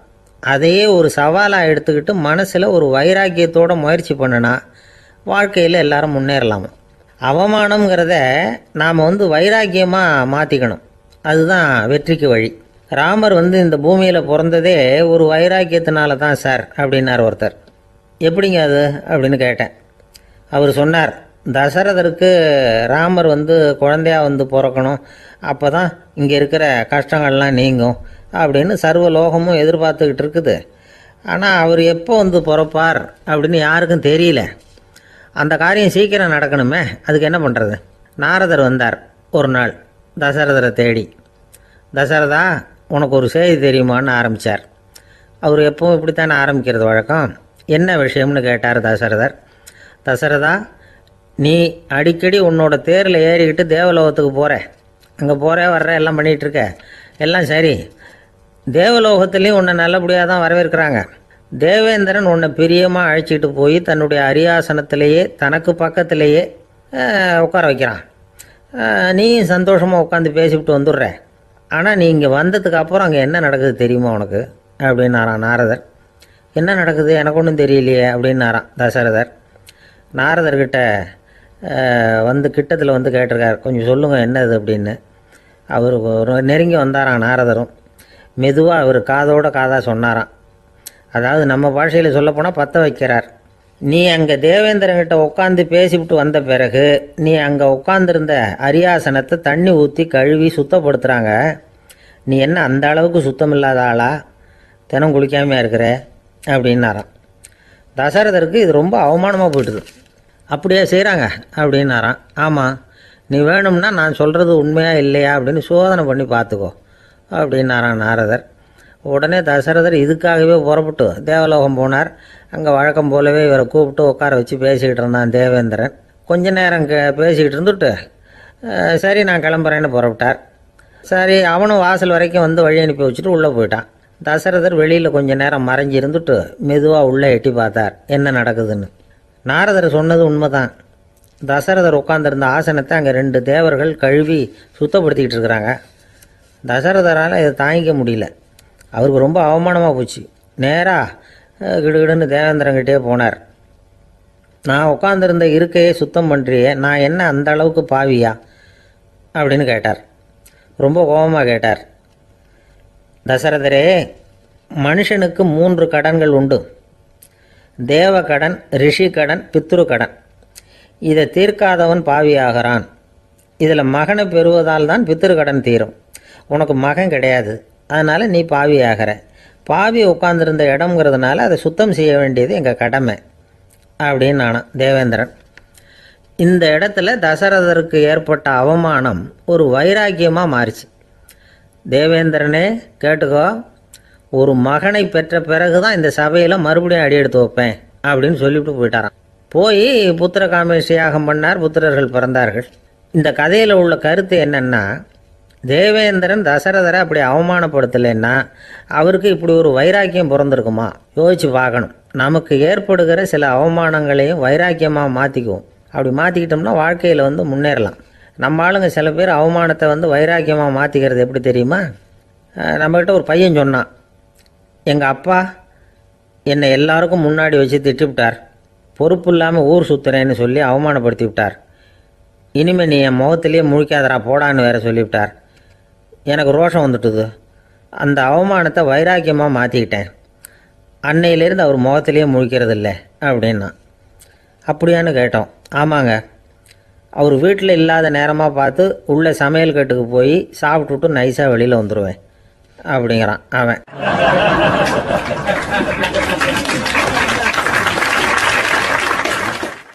ஜவஹர்லால் நேரு பிரதமராக இருந்த சமயம் அவர் ஒரு தடவை சென்னைக்கு வந்திருக்கிறார். இங்கே சில முக்கிய நிகழ்ச்சிகளில் கலந்துக்கிறதுக்காக வந்திருந்தார். ஆளுநர் மாளிகையில் ஒரு நாள் ராத்திரி தங்கி மறுநாள் புதுடெல்லி புறப்படுறதாக ஏற்பாடு. நிகழ்ச்சியிலெல்லாம் முடிச்சுக்கிட்டு ஆளுநர் மாளிகையில் தங்கி இருக்கிறார். அன்றைக்கு இரவு படிக்கிறதுக்கு ஒரு முக்கியமான புத்தகம் அவருக்கு தேவைப்பட்டது. அந்த சமயத்தில் உலக அளவில் ஒரு முக்கியமான பொருளாதாரம் சம்பந்தமான ஒரு புத்தகம் வெளியாகி இருக்கிற விஷயம் அவருக்கு தெரியும். அந்த புத்தகம் மெட்ராஸுக்கு வந்திருக்குமா, அது இங்கே கிடைக்குமா அப்படின்னு விசாரிச்சிருக்கிறார் நேருஜி. அவர் இப்படி கேட்ட உடனே அங்கே இருந்தவங்கெல்லாம் ரொம்ப பரபரப்பாக செயல்பட ஆரம்பிச்சுட்டாங்க. முக்கியமான இடங்கள்ல எல்லாம் விசாரிச்சிருக்கிறாங்க அந்த புத்தகம் உங்ககிட்ட இருக்கான்னு. சென்னையில் உள்ள கன்னிமாரா நூல் நிலையத்துக்கு எப்படியும் அந்த புத்தகம் வந்திருக்கணும் அப்படின்னு ஒரு நம்பிக்கை. அங்கே விசாரித்தாங்க. அந்த புத்தகம் 2 நாளைக்கு முன்னாடி தான் அங்கே வந்திருக்குது அப்படிங்கிற விஷயம் தெரிஞ்சுது. உடனே எல்லாரும் அங்கே ஓடினாங்க. அவங்களுக்கு இன்னொரு சந்தேகம். புத்தகம் வந்திருக்கு சரி, அது இந்த சமயத்தில் வேறு யாரும் படிக்கிறதுக்கு எடுத்துகிட்டு போயிருக்கக்கூடாதே அப்படிங்கிற சந்தேகம் இருந்தாலும் மனசுக்குள்ளே ஒரு தைரியம். இப்படி ஒரு புத்தகம் வெளிவந்திருக்கிற விஷயமே நேருஜி சொல்லி தான் நமக்கே தெரியும். அதுவும் இல்லாமல் உலக பொருளாதாரம் சம்பந்தமான ஏதோ ஒரு புத்தகம் அது. அதை போய் இந்த நேரத்தில் அவ்வளவு ஆர்வமாக யார் எடுத்துகிட்டு போயிட போகிறாங்க அப்படிங்கிற தைரியம். இந்த தைரியத்தோடு அந்த நூல் நிலையத்துக்கு ஓடினாங்க. புத்தகத்தை தேடினா அது கிடைக்கல. யாரோ எடுத்துகிட்டு போயிருக்கிறாங்க. நேருவுக்கு மட்டுமே தெரிஞ்சிருந்த அந்த புத்தகம் பற்றின விஷயம் சென்னையில் வேற ஒருத்தருக்கும் தெரிஞ்சிருக்குது. உடனே எல்லாரும் பரபரப்பாக அந்த அதுக்குன்னு இருக்கிற ரிஜிஸ்டர் இருக்குல்ல, பதிவேடு, அதை புரட்டி பார்க்குறாங்க யார் எடுத்துகிட்டு போகிறாங்கன்னு தெரிஞ்சுக்கிறதுக்காக. எடுத்துகிட்டு போனவங்க அதில் கையெழுத்து போட்டிருப்பாங்கல்ல, அதை பார்த்து யாருன்னு தெரிஞ்சுக்கலாம் அப்படிங்கிறதுக்காக தான் அதை புரட்டுறாங்க. அதோ அந்த புத்தகத்தோட பேர் பக்கத்தில் அதை எடுத்துக்கிட்டு போனவங்க கையெழுத்து உத்து பார்க்குறாங்க எல்லாரும். அதில் போட்டிருக்குது பேர் CN அண்ணாதுரை அப்படின்னு எழுதியிருந்தது. அவர் தான் பேரறிஞர் அண்ணா. நேரு படிக்க விரும்பின ஒரு புத்தகத்தை அதே நேரம் படிக்க விரும்பின இன்னொரு தலைவர் இவர். படிக்கிறதுல அவருக்கு இருந்த ஆர்வத்தை நாம் தெரிஞ்சுக்கணும்னா அதுக்கு எவ்வளவோ சம்பவங்கள் இருக்குது. கடைசி காலத்தில் அவர் அடையாறு மருத்துவமனையில் படுத்திருக்கிறார். அவருக்கு ஒரு முக்கியமான அறுவை சிகிச்சை செய்ய வேண்டியிருக்குது அவசரமாக. அமெரிக்காவிலேருந்து டாக்டர் மில்லர் வந்திருக்கிறார். அவர்கிட்ட கேட்குறார், டாக்டர் நாளைக்கே அறுவை சிகிச்சை செய்ய போகிறீங்களா அப்படின்னு. ஆமாங்கிறார் டாக்டர் மில்லர். நாளைக்கு மறுநாள் செஞ்சுக்கிறேனே அப்படின்னாரான் அண்ணா. ஏன் ஏதாவது நாள் பார்க்குறீங்களான்னு கேட்டிருக்கார். இல்லை, ஒரு புத்தகத்தை படிச்சுக்கிட்டு இருக்கிறேன், அதை நாளைக்குள்ளே முடிச்சிருவேன், அதுக்கப்புறம் நான் இறந்தாலும் கவலை இல்லை அப்படின்னாரான் இவர். அவர் தான் அறிஞர் அண்ணா. சங்ககால நூல்கள்லேருந்து சமீபத்தில் வந்த நூல்கள் வரைக்கும் எல்லாம் அவர் படிச்சிருக்கிறார். ஒரு திருமண விழாவில் அவர் பேசும்பொழுது சொன்ன விஷயம் இது. சங்க காலத்தில் காதலியை மணக்க விரும்புகிறவனுக்கு அவனுடைய தந்தை வீர சோதனைகள்லாம் வைப்பார். போய் புலிப்பல் கொண்டுக்கிட்டு வா, அப்போ தான் என் பொண்ணை கொடுப்பேன் அப்படின்னு சொல்லுவார். காதலன் உடனே காட்டுக்கு போவான், ஒரு புலியை கொன்று அதனுடைய பல்லை கொண்டுக்கிட்டு வருவான். அதை வீர பதக்கத்தில் பதிச்சு அவனுக்கு மாமனார் சூட்டுவார் கல்யாண சமயத்தில். இப்போலாம் காதலன் கிட்ட அப்படி சொல்ல முடியாது. இப்போலாம் காதலன் கிட்ட காட்டுக்கு போய் புலிப்பல் கொண்டுக்கிட்டு வான்னு யாராவது சொன்னால் புலி தான் மாப்பிள்ளையாக வந்து சேரும் அப்படின்னார்.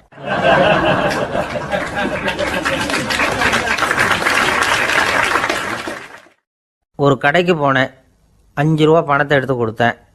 ஒரு தினசரி பத்திரிகையை கேட்டேன். அவர் உடனே அங்கே அடுக்கி வச்சுருந்த பத்திரிகையில் ஒன்று எடுத்து என் கையில் கொடுத்தார். வாங்கிக்கிட்டேன். மீதி பணத்தை எடுத்தார். அதையும் என் கையில் கொடுக்கணும்ல, கொடுக்கல. எதிரில் இருந்த பலகையில் வச்சு எடுத்துக்க சொன்னார். எப்பவும் அவர் அப்படி தான் பண்ணுவார். நானும் எடுத்துக்கிட்டு வந்துடுவேன்.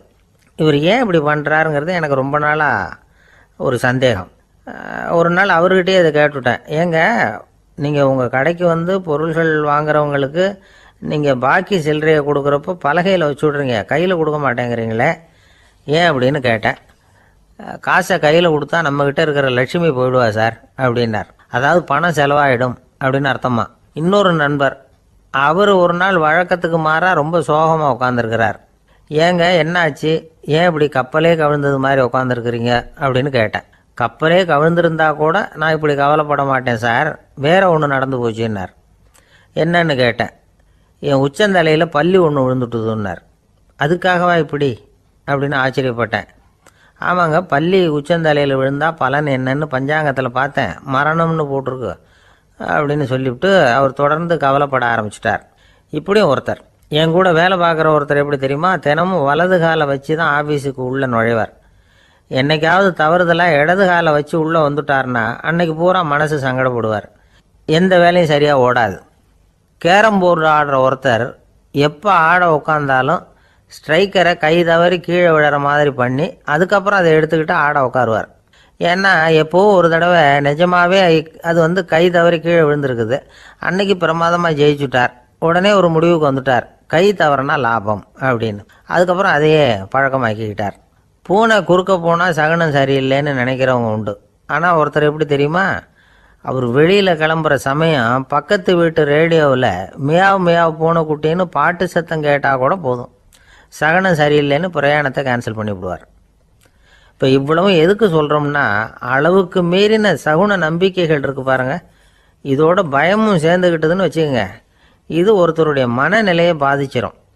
இது உளவியல் நிபுணர்கள் சொல்கிற கருத்து. வாழ்க்கையே தடுமாற வச்சிரும். பாதுகாப்பு இல்லாத உணர்வு, ஒரு விதமான டிப்ரெஷன் மனநிலை, இதெல்லாம் தான் இதுக்கு காரணமாக அமையலாம்.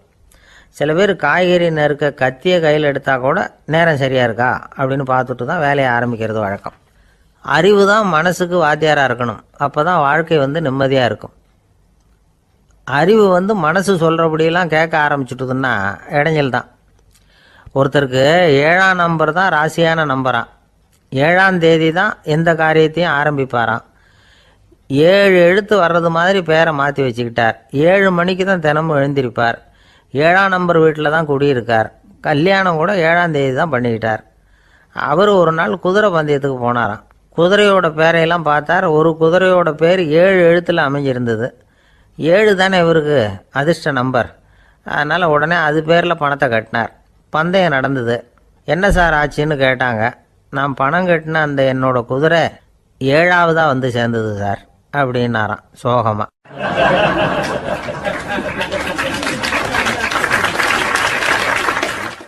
ஒரு விவசாயி விதைக்கிறதுக்காக வயல்வெளி பக்கம் போகிறார்.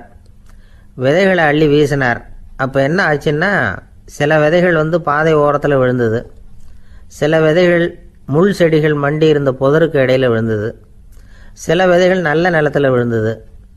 பாதை ஓரத்தில் விழுந்த விதை என்ன ஆச்சுன்னா, அதெல்லாம் பறவைகள் கண்ணில் போட்டுவிட்டுது. உடனே உட்காந்து கொத்தி தின்னுட்டு போட்டுது.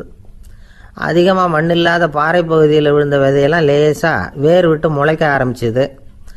அதுக்கப்புறம் வேர் கீழேயும் ஆழமாக போக முடியல, மேலேயும் சூரிய வெப்பம் அதிகம் தாங்க முடியல, எல்லாம் காஞ்சி கருகி போட்டுது. புதர் பகுதியில் சில விதைகள் விழுந்தது இல்லையா, முள் செடிகள் காடாக மண்டி போயிருந்தது. அதனால் முளைச்சி வர்ற செடிக்கு நெருக்கடி அதிகமாக போட்டுது, சரியாக வளர முடியல, விளைச்சலும் சரியாக இல்லை. நல்ல நிலத்தில் விழுந்த விதைகள் மட்டும் நல்லா முளைச்சிது, நல்லா வளர்ந்தது, விளைச்சலும் பிரமாதமாக இருந்தது. இந்த கதையை சொல்லிவிட்டு கேட்க செவியுள்ளோர் கேட்கட்டும் அப்படிங்கிறார் இயேசு பெருமான். ஆமாம், இயேசு கடலில் நின்ற படகு ஒன்றில் உட்காந்துருக்கிறார். கடற்கரையில் ஏராளமான மக்கள் உட்காந்துருக்கிறாங்க. அந்த சமயத்தில் தான் இயேசு ஓமைகள் மூலமாக மக்களுக்கு பல உண்மைகளை சொல்லிகிட்டு இருக்கிறார். மக்கள் அந்த கதையை கேட்டுட்டு ஒன்றும் புரியாமல் முழிக்கிறாங்க. அதை கவனித்த இயேசு அந்த ஓமையை விளக்க ஆரம்பித்தார். இதில் அந்த விதைக்கிறவர் தான் இறைவன். அவருடைய வார்த்தைகளை விதைக்கிறார். அந்த வார்த்தைகளை கேட்கிற மக்கள் அந்த விழுந்த விதைகள் மாதிரி 4 வகையானவர்கள். சில பேர் பாதை ஓரத்தில் விழுந்த விதைகள் மாதிரி, இறைவன் வார்த்தைகளை அவங்க கேட்குறாங்க, ஆனால் தீய எண்ணங்கள் செய்கைகள் மூலமாக விதைக்கப்பட்ட வார்த்தைகள் அழிஞ்சு போடுது. இறைவன் வார்த்தைகளை கேட்ட உடனே மகிழ்ந்து போய் உடனே சில பேர் அதை ஏற்றுக்கிறாங்க. இவங்கெல்லாம் அந்த பாறை பகுதியில் விழுந்த விதைகள் மாதிரி. அதனால் இவங்கெல்லாம் வேறு இல்லாதவங்க, கொஞ்ச காலத்துக்கு இறை வார்த்தைகளுக்கு கீழ்ப்படிந்து நடப்பாங்க. அதனால் ஏதாவது இடைஞ்சல் ஏற்பட்டால் உடனே தடுமாறுவாங்க, தங்கள்கிட்ட இருக்கிற நல்ல பண்புகளை விட்டுட்டு பாவ வழிகளுக்கு போயிடுவாங்க. முள் செடிகளுக்கு இடையில விழுந்த விதைகள் மாதிரி உள்ளவங்க யாருன்னா இவங்களுக்கு உலக கவலை உண்டு, செல்வத்தின் மீது மயக்கம் உடையவர்கள். உலக ஆசைகள் இவங்களுக்குள்ளே பூந்துடுறதுனால அங்கே இருக்கிற நல்ல பண்புகள் மறைஞ்சு போயிடுது. அதனால் அவங்களும் உபயோகம் இல்லாதவங்களாக ஆயிடுறாங்க. நல்ல மனிதர்கள் நல்ல நிலத்தில் விழுந்த விதைகளுக்கு ஒப்பானவர்கள். இவங்க இறை வார்த்தையை கேட்குறாங்க, அதை ஏற்றுக்கிறாங்க, அவங்களும் நல்லபடியாக வாழுறாங்க, அடுத்தவங்களுக்கும் உபயோகமாக இருப்பாங்க. இதுதான் இயேசு சொன்ன விளக்கம். நல்ல வார்த்தைகளை கேளுங்கள், நல்ல வார்த்தைகளை ஏற்றுக்கொள்ளுங்கள், அடுத்தவங்களுக்கு உபயோகமாக இருங்க. இதுதான் பெரியவங்கள்லாம் நமக்கு சொல்லுகிற உபதேசம். ஒரு அப்பா தன்னுடைய மகனுக்கு உபதேசம் பண்ணார். இதை பாருப்பா, நல்ல வார்த்தைகளை கேட்கணும், எப்போதுமே மகன் அப்பா பேச்சை கேட்கறது நல்லது அப்படின்னாராம். நீ ஏதாவது ஒரு தப்பு பண்ணால் என் தலையில் ஒரு முடி நரைச்சி வெள்ளையாக போடும்பா, நீ செய்கிற ஒவ்வொரு தப்புக்கும் என் தலையில் ஒவ்வொரு முடி வெள்ளையாயிடும் அப்படின்னாராம். பையன் யோசிச்சான், அப்பா இப்போ தான் எனக்கு புரியுது, தாத்தாவோட தலைமுடி பூராவும் வெள்ளையாக இருக்கிறதுக்கு என்ன காரணம்ங்கிறது எனக்கு இப்போ தான் புரியுது அப்படின்னானா.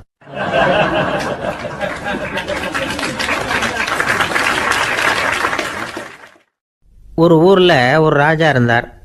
அவர் ஒரு பூனை வளர்த்தார். ரொம்ப செல்லமாக அவர் அந்த பூனையை வளர்த்தார். அவர் என்ன பண்ணுவார் தெரியுமா? இரவு நேரத்தில் அந்த பூனையோட தலையில் ஒரு விளக்கை வச்சுருவார். அந்த பூனை ரொம்ப ஜாக்கிரதையாக அந்த விளக்கு கீழே விழுந்துடாமல் பார்த்துக்கும். தலையை ஆட்டாமல் ரொம்ப நிதானமாக ராஜா பின்னாடி நடந்து போய்கிட்டே இருக்கும். அந்த விளக்கு வெளிச்சத்தில் எல்லா வேலைகளையும் செஞ்சுருவார். கையில் ஒரு விளக்கை தனியாக எடுத்துகிட்டு போக வேண்டிய அவசியமே இல்லை. விளக்கை தூக்கிட்டு போகிற வேலையை அந்த பூனை பார்த்துக்கும். அதனால் ராஜாவுக்கு அந்த பூனை மேலே ரொம்ப பிரியம். மந்திரிகளையெல்லாம் கூப்பிட்டு அவங்கக்கிட்ட சொல்லுவார், பார்த்தீங்களா இந்த பூனை எவ்வளவு விசுவாசமாக நடக்குது, என் பேரில் எவ்வளவு மரியாதை பார்த்தீங்களா அதுக்கு அப்படிம்பார். இதை கேட்டுவிட்டு அங்கேருந்து அமைச்சர்களில் ஒருத்தர் சொன்னார், மன்னா நீங்கள் சொல்கிறது சரிதான், இருந்தாலும் இந்த பூனையோட விசுவாசத்தை நாம் கொஞ்சம் சோதித்து பார்க்க வேண்டியிருக்கு அப்படின்னாராம். சரி, உங்கள் ஆசையை ஏன் கெடுக்கணும், நல்லா சோதித்து பாருங்கள் அப்படின்னு சொல்லிவிட்டார் ராஜா. உடனே அந்த அமைச்சர் என்ன பண்ணார் தெரியுமா? எங்கேயோ புறப்பட்டு போனார். ஒரு 5-6 எலிகளை பிடிச்சிட்டு வந்தார். அரண்மனையில் ராஜா ஏதோ வேலை பார்த்துக்கிட்டு இருக்கிறாரு. பக்கத்தில் அந்த பூனை ரொம்ப பணிவாக நின்றுக்கிட்டு இருக்குது. அது தலையில் விளக்கு எரிஞ்சிக்கிட்டு இருக்கு. அமைச்சர் தான் பிடிச்சிட்டு வந்த எலிகளை அந்த பூனை பார்வையில் படுறது மாதிரி எதிரில் விட்டார். அந்த எலிகள்லாம் அங்கேயும் இங்கேயும் ஓட ஆரம்பிச்சுது. அதை பார்த்தது பூனை. அவ்வளவுதான். தலையில் இருக்கிற விளக்கை பற்றியும் கவலைப்படலை, ராஜாவை பற்றியும் கவலைப்படலை. ஒரே பாய்ச்சலாக பாஞ்சு எலிகளை துரத்த ஆரம்பிச்சுட்டுது. தலையில் இருந்த விளக்கு எங்கேயோ போய் விழுந்தது, அணைஞ்சு போச்சு. இருட்டில் ராஜா தடுமாற ஆரம்பிச்சுட்டார். இந்த சமயத்தில் அந்த அமைச்சர் மறுபடியும் விளக்கை ஏற்றினார். வெளிச்சம் வந்தது. அதுக்கப்புறம் அந்த அமைச்சர் பேசினார், அரசே, பூனையோட விசுவாசத்தை பார்த்தீங்களா? எலி அது கண்ணில் படுற வரைக்கும் தான் விசுவாசமாக இருந்தது. அது மாதிரி எலியை பார்த்ததும் எல்லாத்தையும் விட்டுட்டு அதை துரத்த ஆரம்பிச்சுட்டு பார்த்தீங்களா? தான் அந்த பூனையை பற்றி நினச்சது தப்புங்கிறது அதுக்கப்புறம் தான் அந்த ராஜாவுக்கு புரிஞ்சுதான். சரி, இப்போ எதுக்கு இந்த கதையெல்லாம் அப்படிங்கிறீங்களா? இந்த பூனை மாதிரி தான் நம்ம மனசும். மனசை எவ்வளவு தான் பயிற்சி கொடுத்து பக்குவமாக வச்சுருந்தாலும் பார்க்குறதுக்கு பரமசாது மாதிரி தான் இருக்கும். பார்க்க வேண்டியதை பார்த்துட்டுதுன்னா பாஞ்சிரும். இந்த பூனை மாதிரி புலன் இன்ப பொருள்கள் கிட்டாத வரைக்கும் மனம் அடங்கி இருக்கிறது மாதிரி தான் தெரியும். கொஞ்சம் வாய்ப்பு கிடைச்சாலும் அது குதிக்க ஆரம்பிச்சிடும், தப்பு பண்ண ஆரம்பிச்சிடும். பெரிய பெரிய முனிவர்கள் வாழ்க்கையில் நடந்த வீழ்ச்சி இதை தான் நிரூபிக்குது.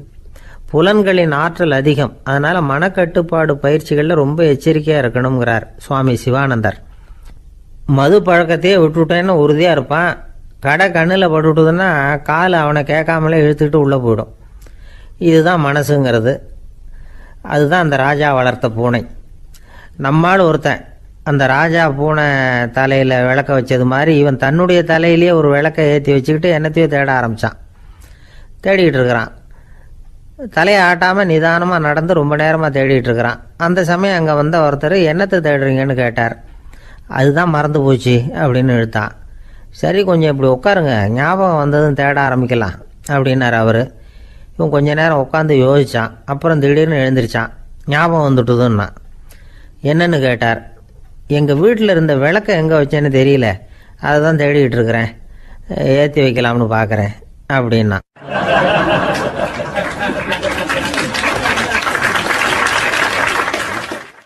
ஒரு ராஜா இருந்தார். நாடு பூராவும் நிறைய மரங்களை நட்டு வளர்க்கணுங்கிறது அவரோட ஆசை. தானே அதுக்கு முன்மாதிரியாக இருக்கணும்னு நினைச்சார். அரண்மனையை சுற்றி மரங்களை நட்டு வளர்த்தார். இதை பார்த்துட்டு ஜனங்களும் அவங்கவுங்க வீட்டை சுற்றி மரக்கன்றுகளை நட்டு வளர்த்தாங்க. கொஞ்ச காலத்தில் ஊர் பூரா பசுமையாக மாறிச்சு. எல்லாருக்கும் சந்தோஷமாக இருந்தது. இது ஒரு பக்கம் இருக்கட்டும். இப்போ நான் சொல்ல போகிற கதை வேற. அதாவது அந்த ராஜா ஒரு நாள் தன்னுடைய அரண்மனையை சுற்றி இருக்கிற விதவிதமான மரங்களை எல்லாம் போய் பார்த்தார். எப்படி இருக்கிறீங்க அப்படின்னு ஒவ்வொரு மரத்துக்கிட்டையும் விசாரிச்சாராம். எந்த மரமும் சந்தோஷமாக இருக்கிறதா தெரியல. அதுக்கும் மனசில் ஒரு குறை. முதல்ல ஆலமரத்துக்கிட்ட போனார். அது சொல்லிச்சு, மண்ணா நான் நல்லா பெருசாக வளர்ந்துருக்கிறேன், அடர்த்தியாக இருக்கிறேன், கிளையெல்லாம் 4 பக்கமும் நல்லா படர்ந்து தான் இருக்குது, இருந்தாலும் எந்த பிரயோஜனமும் இருக்கிறதா தெரியல. எனக்கு என்னுடைய பழம்லாம் ரொம்ப சின்னதாக இருக்குது, என் கண்ணுக்கு சரியாக புறப்பட மாட்டேங்குது. நான் இருக்கிற சைஸுக்கு என்னுடைய கிளையில் இருக்கிற பழம்லாம் எவ்வளவு பெருசாக இருக்கணும், அது இத்தினூண்டு இருக்கிறது எனக்கு பெரிய அவமானமாக இருக்குது. இப்படி இங்கே நின்றுக்கிட்டு இருக்கிறதே ரொம்ப கூச்சமாக இருக்குது. ஒரு நல்ல புயல் வந்ததுன்னா பேசாமல் சாஞ்சு விடலாமான்னு பார்க்குறேன் அப்படின்னு புலம்புது ஆலமரம். சரி இருக்கட்டும்னு நினச்சிக்கிட்டு ராஜா அடுத்தபடியாக ஒரு அத்தி மரத்துக்கிட்ட போனார். அதுவும் புலம்ப ஆரம்பிச்சுட்டுது. நான் கூட பெரிய மரம் தான், இல்லை இலையெல்லாம் அழகாக தான் இருக்குது, பழம் அழகாக இருக்குது, இருந்தாலும் உள்ள விஷயம் இல்லையே, அத்தி பழத்தை புட்டு பார்த்தா அத்தனையும் சொத்தை அப்படின்னு பழமொழியே உண்டாயிட்டுதே, இப்படி ஒரு கெட்ட பேரோடு நான் இருக்கணுமா அப்படின்னு புலம்புது அது. சரி இது இருக்கட்டும் அப்படின்னு சொல்லி அடுத்தபடியாக வேப்ப மரத்துக்கிட்ட போனார். அது தன்னுடைய வேதனையை வெளியிட்டது.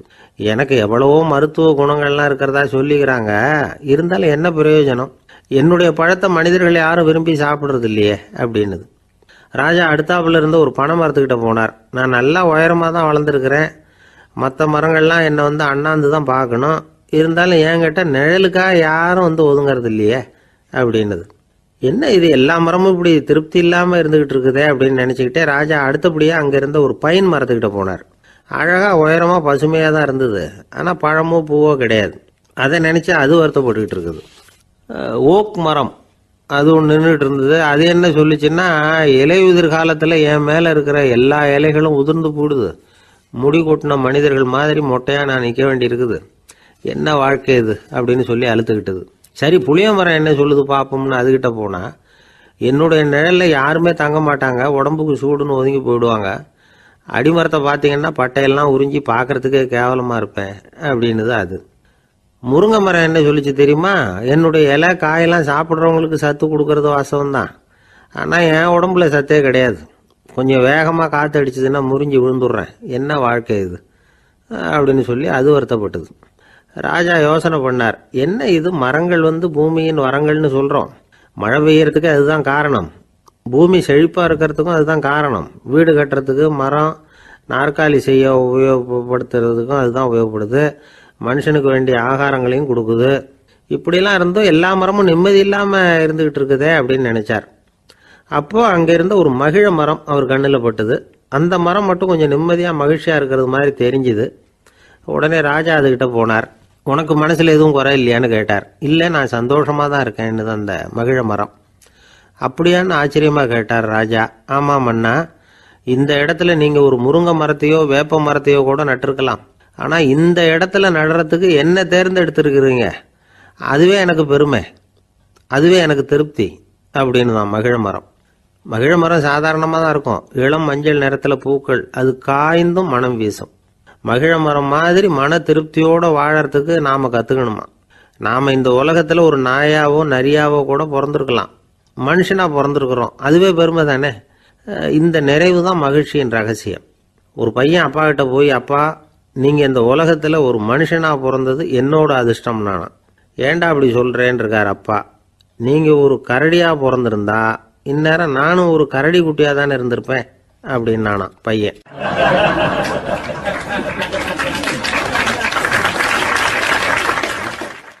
இந்த உலகத்தில் நாம் நல்லபடியாக இருக்கணும்னா அதுக்கு முக்கியமாக தேவைப்படுறது 2. ஒன்று செல்வம், இன்னொன்று அறிவு. சரி, இது 2ல் சிறந்தது எது அப்படின்னு ஒரு கேள்வி கேட்டால் என்ன பதில் சொல்கிறது? இதே கேள்வியை ஹஸ்ரத் அலி அவர்கள்கிட்ட கேட்டாங்களாம். அவர் ஒரு பெரிய அறிஞர்.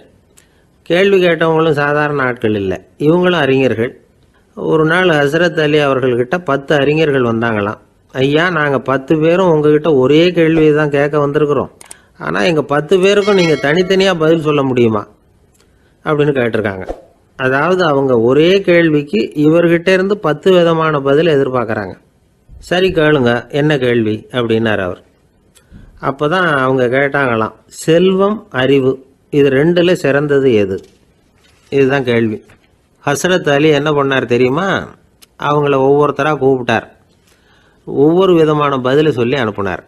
முதல்ல ஒருத்தரை கூப்பிட்டார், சொன்னார், அறிவுங்கிறது தீர்க்கதரிசிகள், ஞானிகள், மகான்கள் இவங்களோட பரம்பரை சொத்து.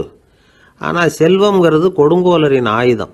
அதனால் அறிவு தான் சிறந்தது அப்படின்னார். ரெண்டாவது ஆளை கூப்பிட்டார். உங்ககிட்ட செல்வம் இருந்தால் நீங்கள் தான் அதை காப்பாற்றணும். ஆனால் அறிவு உங்களை எப்பவும் காப்பாற்றும். ஆகவே அறிவு தான் சிறந்தது அப்படின்னார். மூணாவது ஆளை கூப்பிட்டார்.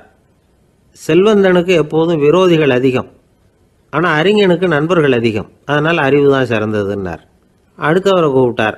செல்வம் அடுத்தவங்களுக்கு கொடுக்க கொடுக்க குறையும், ஆனால் கல்விங்கிறது அதிகரிச்சுக்கிட்டே வரும், கொடுக்கறதுனால குறையாது. அதனால் அறிவு தான் சிறந்ததுன்னார். இன்னொருத்தரை கூப்பிட்டார். அறிவுள்ளவன் எப்பவும் அதை அடுத்தவங்களுக்கு வாரி வழங்கிக்கிட்டே இருப்பான். அதனால் அவங்ககிட்ட தாராளத்தன்மை இருக்கும். ஆனால் செல்வந்தன்கிட்ட கஞ்சத்தனம் தான் இருக்கும். அதனால் அறிவு தான் சிறந்ததுன்னார். ஆறாவது நபரை கூப்பிட்டார். செல்வத்தை கள்வர்கள் திருடிட்டு போக முடியும், ஆனால் அறிவை அப்படி திருடிட்டு போக முடியாது அப்படின்னார். ஏழாவது நபரை கூப்பிட்டார். செல்வம் கால ஓட்டத்தில் அழிஞ்சிரும், ஆனால் அறிவை கால ஓட்டம் ஒன்றும் பண்ண முடியாது. ஆகவே அறிவே சிறந்ததுன்னார். எட்டாவது ஆளை கூப்பிட்டு சொன்னார், செல்வத்துக்கு எப்பவும் எல்லை உண்டு, நிறைவு உண்டு, அளவு உண்டு, கணக்கு உண்டு. ஆனால் அறிவுக்கு அப்படிப்பட்ட எல்லை எதுவும் கிடையாது. அதனால் அதுதான் சிறந்ததுன்னார். அடுத்தவனை கூப்பிட்டார். செல்வம் உள்ளத்தில் உள்ள ஒளியை போக்கிவிடும், இருட்டை உண்டாக்கிவிடும், விரிந்த மனப்பான்மையை குறுகலாக்கிவிடும். ஆனால் அறிவு அப்படி இல்லை, இருண்ட உள்ளத்தில் ஒளியை பாய்ச்சி அதை விசாலப்படுத்துது. அதுதான் சிறந்ததுன்னார். கடைசியாக 10வது நபரை கூப்பிட்டார். செல்வம் மனசில் செருக்கை உண்டாக்குது, ஆணவத்தை ஏற்படுத்துது. அதனால் நானே கடவுள்னு நினைக்கிற அளவுக்கு மனுஷனை தாழ்த்தி விடுது. ஆனால் அறிவு பணிவையும் பண்பாட்டையும் வளர்க்குது. அதனால் அறிவு தான் சிறந்ததுன்னார். ஆக இப்படி 10 பேருக்கும் 10 விதமாக பதில் சொன்னது மூலமாக ஹஸ்ரத் அலி அவர்கள் அறிவு தான் செல்வத்தை விட சிறந்தது அப்படிங்கிறதுக்கு 10 காரணங்களை சுட்டி காட்டியிருக்கார். அந்த அறிஞர் 10 பேர் கேட்ட ஒரே கேள்விக்கு 10 பதில் சொன்னார். நமக்கு வேண்டிய ஒருத்தர் 10 பேர் கேட்ட கேள்விக்கு ஒரே பதில் சொல்லி சமாளித்தார். கேள்வி என்ன தெரியுமா? என்கிட்ட வாங்கின கடனை எப்போயா திருப்பி கொடுக்க போகிற? இதுதான் அந்த 10 பேரும் கேட்ட ஒரே கேள்வி. இந்த மாதம் 26ஆம் தேதி தந்துடுறேன் அப்படிங்கிற ஒரே பதில் சொல்லி அவ்வளவு பேரையும் இவர் அனுப்பி வச்சுட்டாராம். எல்லாரும் போனதுக்கப்புறம் இவரை தனியாக கூப்பிட்டு கேட்டிருக்கிறாங்க. அது என்ன சார் கணக்கு, 26ஆம் தேதி அன்னைக்கு என்ன அதிசயம் நடக்க போகுது அப்படின்னு கேட்டிருக்காங்க. அதிசயம் அன்னைக்கு இல்லை, அதுக்கு நாளே நடக்க போகுதுன்னாராம். விவரமாக சொல்லுங்கன்னு இருக்காங்க. வேற ஒன்றும் இல்லைங்க, 26ஆம் தேதி தானே எல்லாரையும் வர சொல்லியிருக்கிறேன், அதுக்கு நாளே நான் புறப்பட்டு தலைமறைவாயிட போகிறேன் அப்படின்னாராம், ரொம்ப பெருமையாக.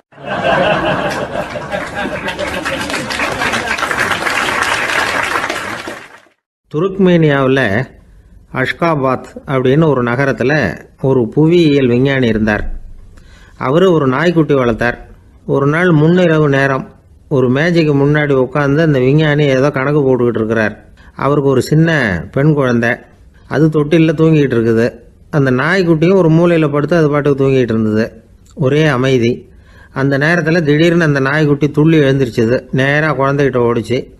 அந்த குழந்தைய அது போட்டிருந்த ட்ரெஸ்ஸோடு சேர்த்து கவ்வி தூக்கிக்கிட்டு வாசல் பக்கம் ஓடிச்சு.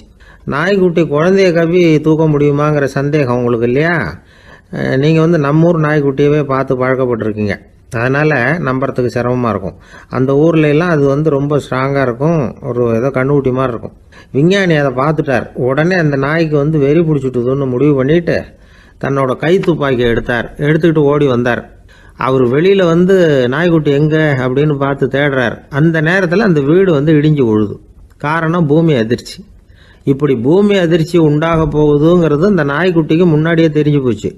அதுதான் குழந்தைய தூக்கிட்டு வெளியில் ஓடி வந்திருக்குது. அது மூலமாக அந்த குடும்பத்தையே காப்பாற்றிருக்குது அந்த நாய்க்குட்டி. இந்த சம்பவம் நடக்கிறதுக்கு 3 நாளைக்கு முன்னாடியே சில பிராணிகளுக்கு இப்படி நடக்க போகுதுங்கிறது தெரிஞ்சிருக்குதான். ஆமாம், அந்த நகரத்தில் 3 நாளைக்கு முன்னாடியே பாம்பு, பல்லி இதெல்லாம் அது தங்கியிருந்த வலையை விட்டு வெளியில் ஓடி வந்துட்டுது. அதே மாதிரி அங்கே இருந்த புறாவெல்லாம் பறந்து போயிடுச்சான். இதே மாதிரி யுகோஸ்லோவியாவில் கூட ஒரு நகரம், அங்கே ஒரு நாள் ராத்திரி ஒரு மிருக காட்சி சாலையில் திடீர்னு ஒரு பெரிய கலவரம், கூச்சல், குழப்பம். அங்கே இருந்த கழுதை, புலி, யானை, பறவை எல்லாம் கண்ணாபின்னான்னு கத்த ஆரம்பிச்சுட்டுது. நேர் யானை அதுக்குன்னு போட்டிருந்த தடுப்பையே தாண்டி குதிச்சு வெளியில் வந்துட்டுதான். மறுநாள் தான் எல்லாருக்கும் விஷயம் புரிஞ்சுது. அடுத்த நாள் காலையில் அங்கே பூமி எதிர்ச்சி உண்டாயிட்டுது.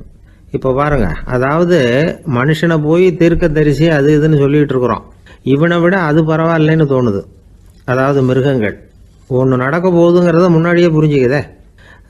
சரி, இதெல்லாம் எப்படி அது முன்கூட்டி புரிஞ்சுக்குது? அதுதான் படைப்பு ரகசியம். அதை கண்டுபிடிக்கிறதுக்கு தான் மனுஷன் வந்து ஆராய்ச்சி பண்ணிகிட்டு இருக்கிறான். விஞ்ஞானிகளோட ஆராய்ச்சியெல்லாம் ஒரு பக்கம் இருக்கட்டும், வீட்டுக்குள்ளேயே சில ஆராய்ச்சி பண்ணி பாருங்களேன். இப்போ சில யோசனை சொல்லி அதை சோதனை பண்ணி பாருங்க அப்படின்னு ஒருத்தர் சொன்னாராம். அதாவது இப்போ மழை வருமா வராதா அப்படின்னு தெரிஞ்சுக்கணுமா, உடனே ஒரு பூனைக்குட்டி பின்னாடியே மெதுவாக போய் அது என்ன செய்யுதுன்னு கவனித்து பார்க்கணும். பூனைக்குட்டி தன்னோட பாதத்தினால சுகத்தில் வந்து அப்படி கீறிக்கிட்டு இருக்கும். அப்படி கீறினா கண்டிப்பாக மழை வரும். சில சமயம் பூனைக்குட்டி அப்படியே மல்லாந்து படுத்துக்கிட்டு பாதத்தை உயர தூக்கும், அப்படியும் எப்படியும் புரளும். இப்படி செஞ்சதுன்னா அன்னைக்கும் மழை இருக்காது. அதனால் முன்னாடி இருந்தது மழை வர்றதுக்கு அறிகுறி, இது மழை இல்லைங்கிறதுக்கு அறிகுறி. பறவைகள், பிராணிகள் இதுகளோட நடவடிக்கைகளை பார்த்துட்டு அதையெல்லாம் அடிப்படையாக வச்சு தான் காலநிலையை கண்டுபிடிக்கிற கருவிகளை கண்டுபிடிச்சிருக்கிறாங்க. வாத்து இருக்குல்ல, சில சமயம் தன்னோட அழகை தன்னோட இறகுகளில் அப்படியே புதைச்சிக்கும். அப்படி செஞ்சால் குளிர்காலம் வரப்போகுதுன்னு அர்த்தம். பருவநிலை குளிராக மாறப்போகுதுங்கிறதுக்கு இதுதான் அறிகுறி. சிட்டுக்குருவி இருக்குதுல்ல, அதெல்லாம் புழுதியில் உழுந்து புரளும், சிறகுகளை வந்து படபடன்னு அடிச்சுக்கும். அப்படி செஞ்சால் மழை வரப்போகுதுன்னு அர்த்தம். ஒன்று மட்டும் நாம் நல்லா தெரிஞ்சுக்கணும், இயற்கையின் சீற்றம்னு சொல்கிறோம் இல்லையா, இயற்கை ஏன் நம்ம மேலே கோவப்படுது? இயற்கையை நாம் அனுசரித்து போகிறதில்ல, அதனால் கோவப்படுது. காடுகளை அழிக்கப்படாது, விலங்குகளை கொல்லக்கூடாது, இயற்கை ஏற்படுத்தி வச்சிருக்கிற சமநிலையை கெடுக்கக்கூடாது. அதை புரிஞ்சுக்கிட்டு வாழ்ந்தோம்னா பூமியும் நடுங்காது, நாமளும் நடுங்க வேண்டிய அவசியம் இருக்காது. ஒருத்தர் இருந்தார், சாராய கடைக்கு போனாராம், நிறைய சாப்பிட்டார். அப்புறம் சொன்னார், இது ரொம்ப அற்புதமான சரக்கு போல் இருக்குது. உள்ளே போன உடனே இந்த பூமியே நடுங்கிறது மாதிரி இருக்குது எனக்கு அப்படின்னாராம். இதுக்கு கடைக்காரர் சொல்லியிருக்கார், நீங்கள் சாப்பிட்டது வெறும் பச்சை தண்ணி தாங்க, இப்போ ஏற்பட்டிருக்கிறது நிஜம் பூமி அதிர்ச்சி அப்படின்னாராம்.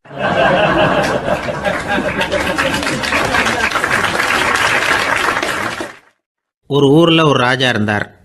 அந்த ராஜாவுக்கு ஒரு மந்திரி. ராஜா ரொம்ப நியாயமானவர், நேர்மையானவர், கண்டிப்பானவர்.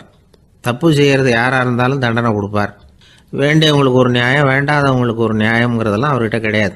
ஒரு சமயம் அரசவையில் அந்த அமைச்சரே வந்து விதிமுறைகளுக்கு புறம்பா ஏதோ நடந்துகிட்டு இருக்கார். மன்னருக்கு கோபம் வந்துட்டுது. உடனே அந்த அமைச்சரை கிட்டத்தில் கூப்பிட்டு அவர் கன்னத்தில் ஓங்கி ஒரு அறை கொடுத்துட்டாராம். உடனே அந்த அமைச்சர் என்ன பண்ணார் தெரியுமா, நேராக போனார், அங்கே நின்றுக்கிட்டு இருந்த இன்னொருத்தர் கன்னத்தில் ஓங்கி அரைஞ்சார். அறை வாங்கினவர் திகைச்சு போயிட்டார். இவர் ஏன் நம்மளை வந்து அரைகிறார் அப்படின்னு யோசனை பண்ணார். மன்னரும் திகைச்சு போயிட்டார். நாம இவரை அரைஞ்சா அதுக்காக இவர் போய் இன்னொருத்தரை அரையணுமா அப்படின்னு யோசனை பண்ணார். இவருக்கு என்ன பைத்தியமானு கூட நினைக்க ஆரம்பிச்சுட்டார். ஆனால் என்ன ஆச்சுன்னா, அப்புறம் அமைச்சர் அவர் கவனிச்சுக்கிட்டு இருந்தாரா, அவர் இன்னொருத்தரை அரைஞ்சார் இல்லையா, அந்த அறை வாங்கின ஆசாமியை பார்த்து கத்திக்கிட்டு இருந்தார்.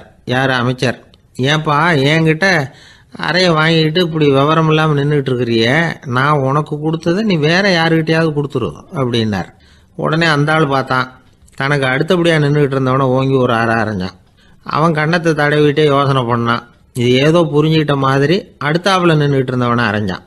இப்படி இந்த அறை வந்து மாறி மாறி போய்கிட்டே இருக்குது. ஊரு பூரா பிரயாணம் பண்ண ஆரம்பிச்சுட்டுது. அன்னைக்கு ராத்திரி அந்த ராஜா படுக்கிறதுக்காக போனார். அந்த நேரம் பார்த்து அவர் கன்னத்தில் பலார்னு ஒரு அறை விழுந்தது. நம்மளே அரையிறது யாரு அப்படின்னு அதிர்ச்சியோட மன்னர் திரும்பி பார்க்குறாரு. அரைஞ்சது அவரோட மனைவி. என்னாச்சு உனக்குன்னு கத்துனார் ராஜா. உங்களுக்கு தெரியாதா, ஊர் பூரா ஒருத்தர் மாற்றி ஒருத்தர் மூலமாக இந்த அறை வந்து பிரயாணம் பண்ணிட்டு வருது அப்படின்னாங்க அந்த அம்மா. அப்படின்னா ஆரம்பித்த இடத்துக்கே வந்துட்டுதா அப்படின்னாராம் மன்னர்.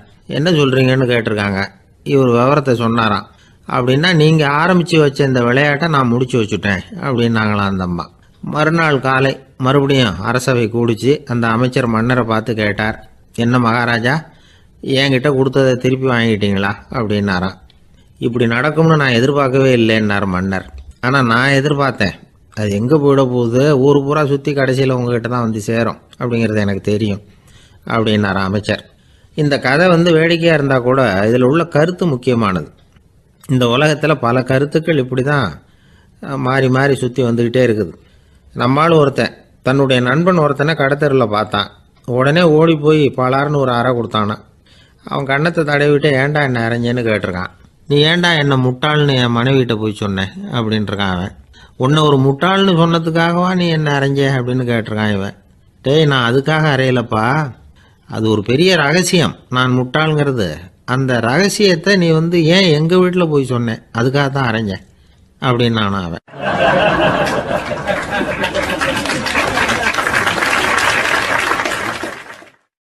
பக்தின்னு சொல்கிறோம் இல்லையா, அது 3 வகைப்படும் அப்படிங்கிறார் ஒரு பெரியவர்.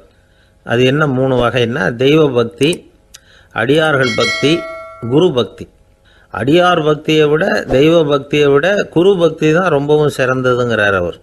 தெய்வத்துக்கிட்ட செஞ்ச பாவம் குருநாதர்கிட்ட தீர்ந்துருமா, குருநாதர்கிட்ட செஞ்ச பாவம் தெய்வத்துக்கிட்ட போனாலும் தீராதான். இப்படி பெரியவங்களாம் சொல்லி வச்சிருக்கிறாங்க. ஒரு காடு, அங்கே அயோத தௌமியர் அப்படின்னு ஒரு தபோதனர், அவர் பல மாணவர்களை ஒன்றா சேர்த்து ஒரு குருகுலம் நடத்திக்கிட்டு இருக்கிறார். பல தரப்பட்டவங்க பல திறப்பட்டவங்க மாணவர்கள் அதில் சேர்ந்து படிச்சுக்கிட்டு இருக்கிறாங்க.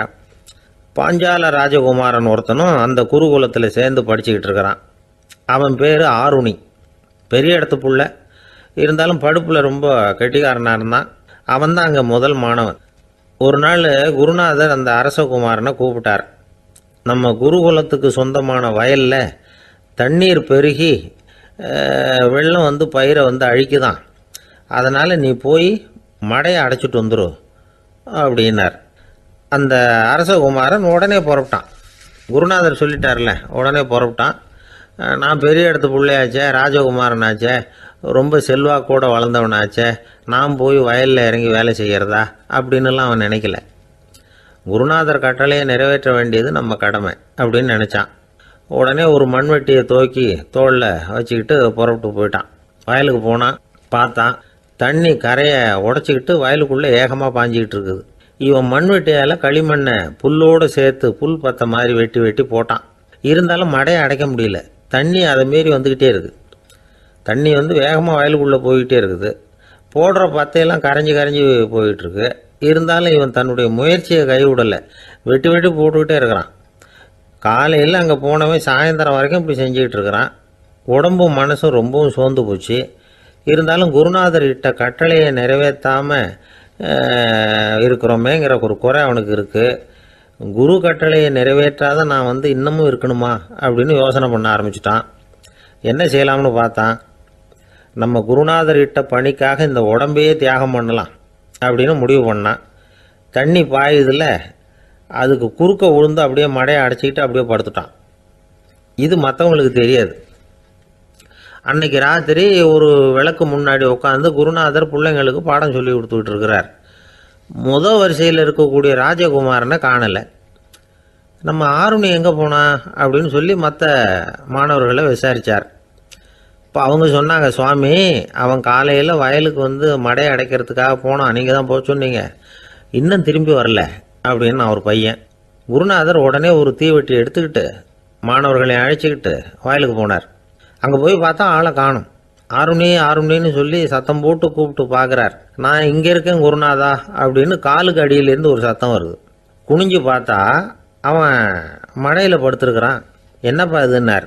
காலையிலேருந்து இந்த மடையை அடைச்சி பார்த்தேன் சுவாமி, முடியல, அதனால் இப்படி குறுக்க படுத்துட்டேன். என்னை தாண்டறதுக்கு பயந்து போய் தண்ணியை தேங்கி நின்றுட்டுது அப்படின்னா. அவனுடைய குரு பக்தியையும் அவனை தாண்டறதுக்கு அஞ்சு நிற்கிற தண்ணி தேக்கத்தையும் பார்த்துட்டு எல்லாரும் ரொம்ப ஆச்சரியப்பட்டு போயிட்டாங்களாம். ஆருணி எழுந்திரிச்சு வா அப்படின்னு கூப்பிட்டாரான் குருநாதர். அவன் தண்ணீரை பொழந்துக்கிட்டு எழுந்திரிச்சு வந்தானான். அதனால் அவனுக்கு உத்தாலகன் அப்படின்னு ஒரு பேர். உத்தாலகன்னா தண்ணீரை பிளந்தவன் அர்த்தம். அந்த உத்தாலகன் மாதிரி இந்த காலத்து மாணவர்களுக்கும் குரு பக்தி வேணும் அப்படின்னு சொன்னோம் ஒரு பள்ளிக்கூடத்தில். உடனே நிறைய மாணவர்கள் எழுந்திரிச்சு நின்னாங்க. சார், நீங்கள் எங்களை இன்னமும் சரியாக புரிஞ்சுக்கலன்னு நினைக்கிறோம். அன்னைக்காவது ஒருத்தன் அப்படி இருந்தான், இன்றைக்கி ஏகப்பட்ட உத்தாலகர்கள் இருக்கிறோம். எங்கள் வாத்தியார் கட்டளை இட்டால் இப்போவே அது மாதிரி வயலுக்கு போய் மடையில் குறுக்கப்படுத்துக்கிறதுக்கு இந்த வகுப்பில் உள்ள அத்தனை பேரும் தயாராக இருக்கிறோம் அப்படின்னாங்க. அப்படியா அப்படின்னு சொல்லி கேட்டோம் ரொம்ப சந்தோஷமாக. ஒருத்தன் ரொம்ப அடக்கமாக எழுந்திரிச்சான். அப்புறம் சொன்னான், ஆமாம் சார், வகுப்பில் இவர் நடத்துகிற பாடத்தை கேட்டுக்கிட்டு இருக்கிறத விட பேசாமல் போய் மடையில் படுத்துடுறது ஒன்றும் கஷ்டமான காரியமாக இருக்காது.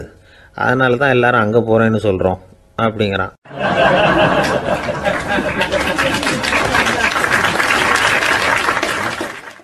ஒரு இலக்கிய கூட்டம் ஏற்பாடு பண்ணியிருக்கிறோம், நீங்கள் அவசியம் அதில் பேசணும் அப்படின்னு கேட்டுக்கிட்டார் ஒருத்தர்.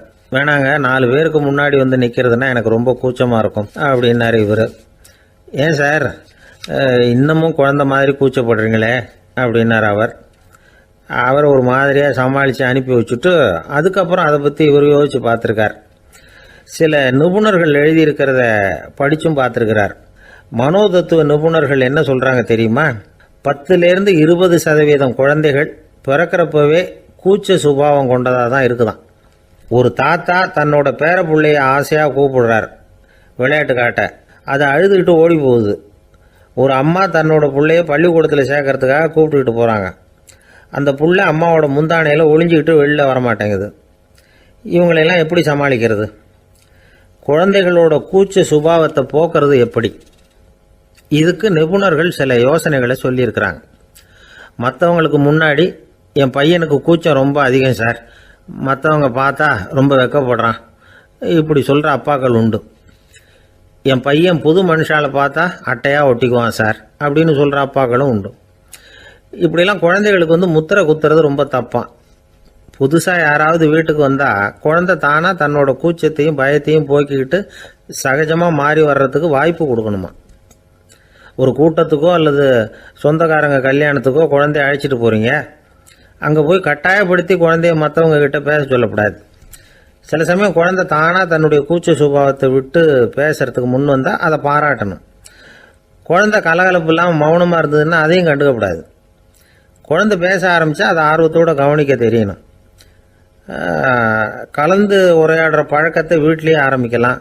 கேட்டதுக்கு பதில் சொல் அப்படின்னு நீங்கள் அதிகாரம் பண்ணிகிட்டு இருக்கக்கூடாது. அது குழந்தைக்கு பேசுகிற சந்தர்ப்பத்தை குறைச்சிருமா. இப்போ நாம் அதிகாரம் பண்ணால் கேலி செய்கிற பழக்கம் குழந்தைகளை ரொம்ப பாதிச்சிருமா. பெரியவங்களானதுக்கு அப்புறமும் சில பேர் கூச்சத்தோடவும் பயத்தோடவும் இருக்கிறதுக்கு இதுதான் காரணம்.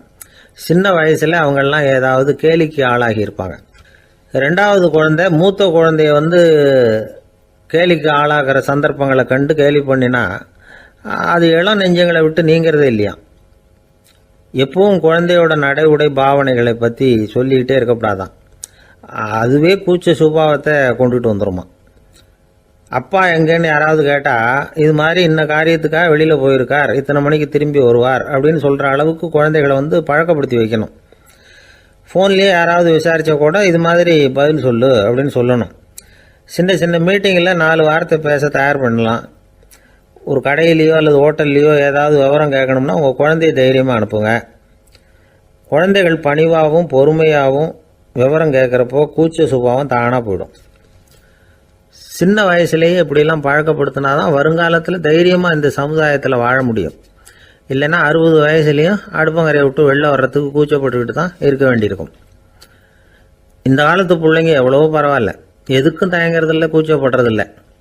ஒரு அம்மா அடுப்பங்கரையிலேருந்து சத்தம் போட்டாங்க, டேய் ராமு, தயவு பண்ணி அந்த டிவியை நிறுத்துறா, அந்த பெண்ணோட குரல் மகா மோசம், அடுப்பங்கரையில் இருக்கிற என்னாலேயே அதை சகிச்சிக்க முடியல அப்படின்னாங்களாம். உடனே பையன் கொஞ்சம் கூட தயங்காமல் பதில் சொல்கிறான், அம்மா இந்த குரல் டிவியிலேருந்து வரல, எதிர்த்த விட்டு மாமி தான் இங்கே வந்திருக்கிறாங்க, அவங்க தான் இப்போ என்னோட பேசிக்கிட்டு இருக்கிறாங்க அப்படின்னு நான்.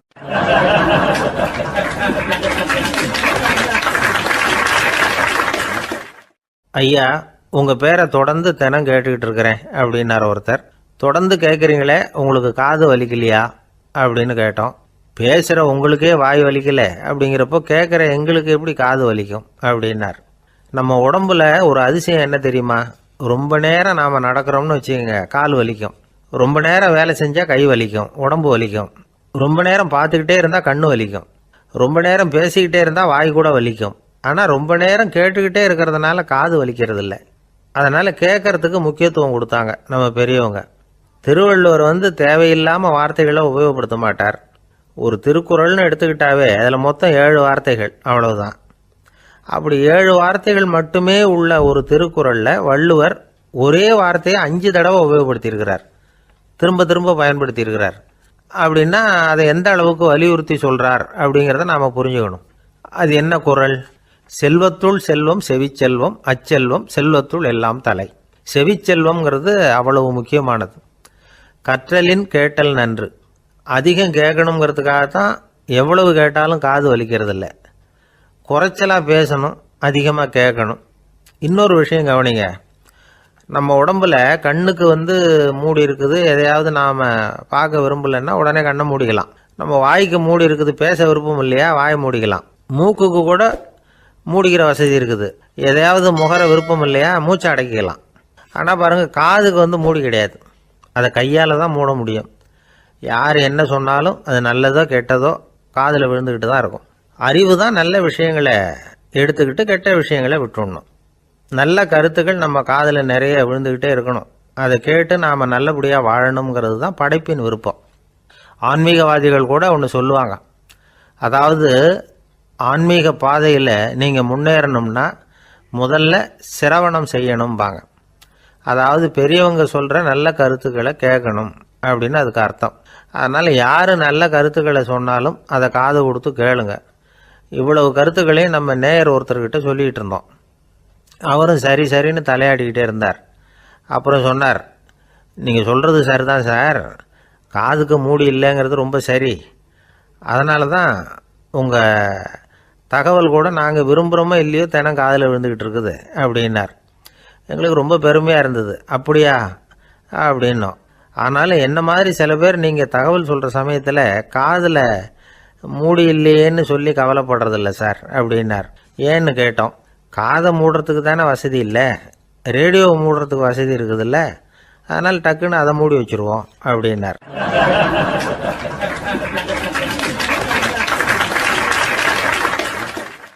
வங்க நாவலாசிரியர் சரத் சந்திரர் ஒரு நண்பர் அவர்கிட்ட வந்தார். வழக்கமாக எல்லா எழுத்தாளர்கள்கிட்டையும் கேட்குற ஒரு கேள்வியை கேட்டார். நீங்கள் எழுத்துத்துறைக்கு வந்தது எப்படி? இதுதான் கேள்வி. அதை தெரிஞ்சு என்ன பிரயோஜனம்னார் சரத் சந்திரர்.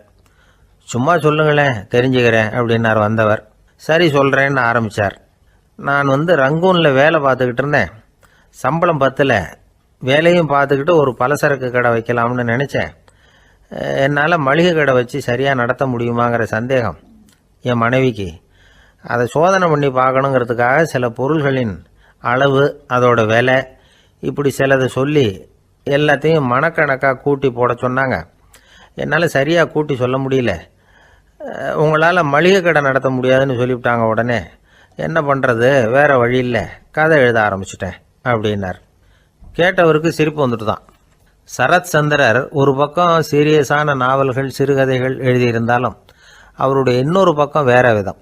நண்பர்கள்கிட்ட பேசும்பொழுதும் சரி, அவர்களுக்கு கடிதங்கள் எழுதும் போதும் சரி, கேலியும் கிண்டலும் நகைச்சுவை உணர்வும் அதிகமாக இருக்கும். காந்திஜி ஒரு சமயம் கல்கத்தாவுக்கு வந்திருந்தார். தேசபக்தர்கள் பல பேர் அவர்கிட்ட பேசிக்கிட்டு இருந்தாங்க. அப்போது சரத் சந்திரரும் அங்கே இருந்தார். கிரண் சங்கர் ராய் அப்படிங்கிறவரும் அங்கே இருந்தார்.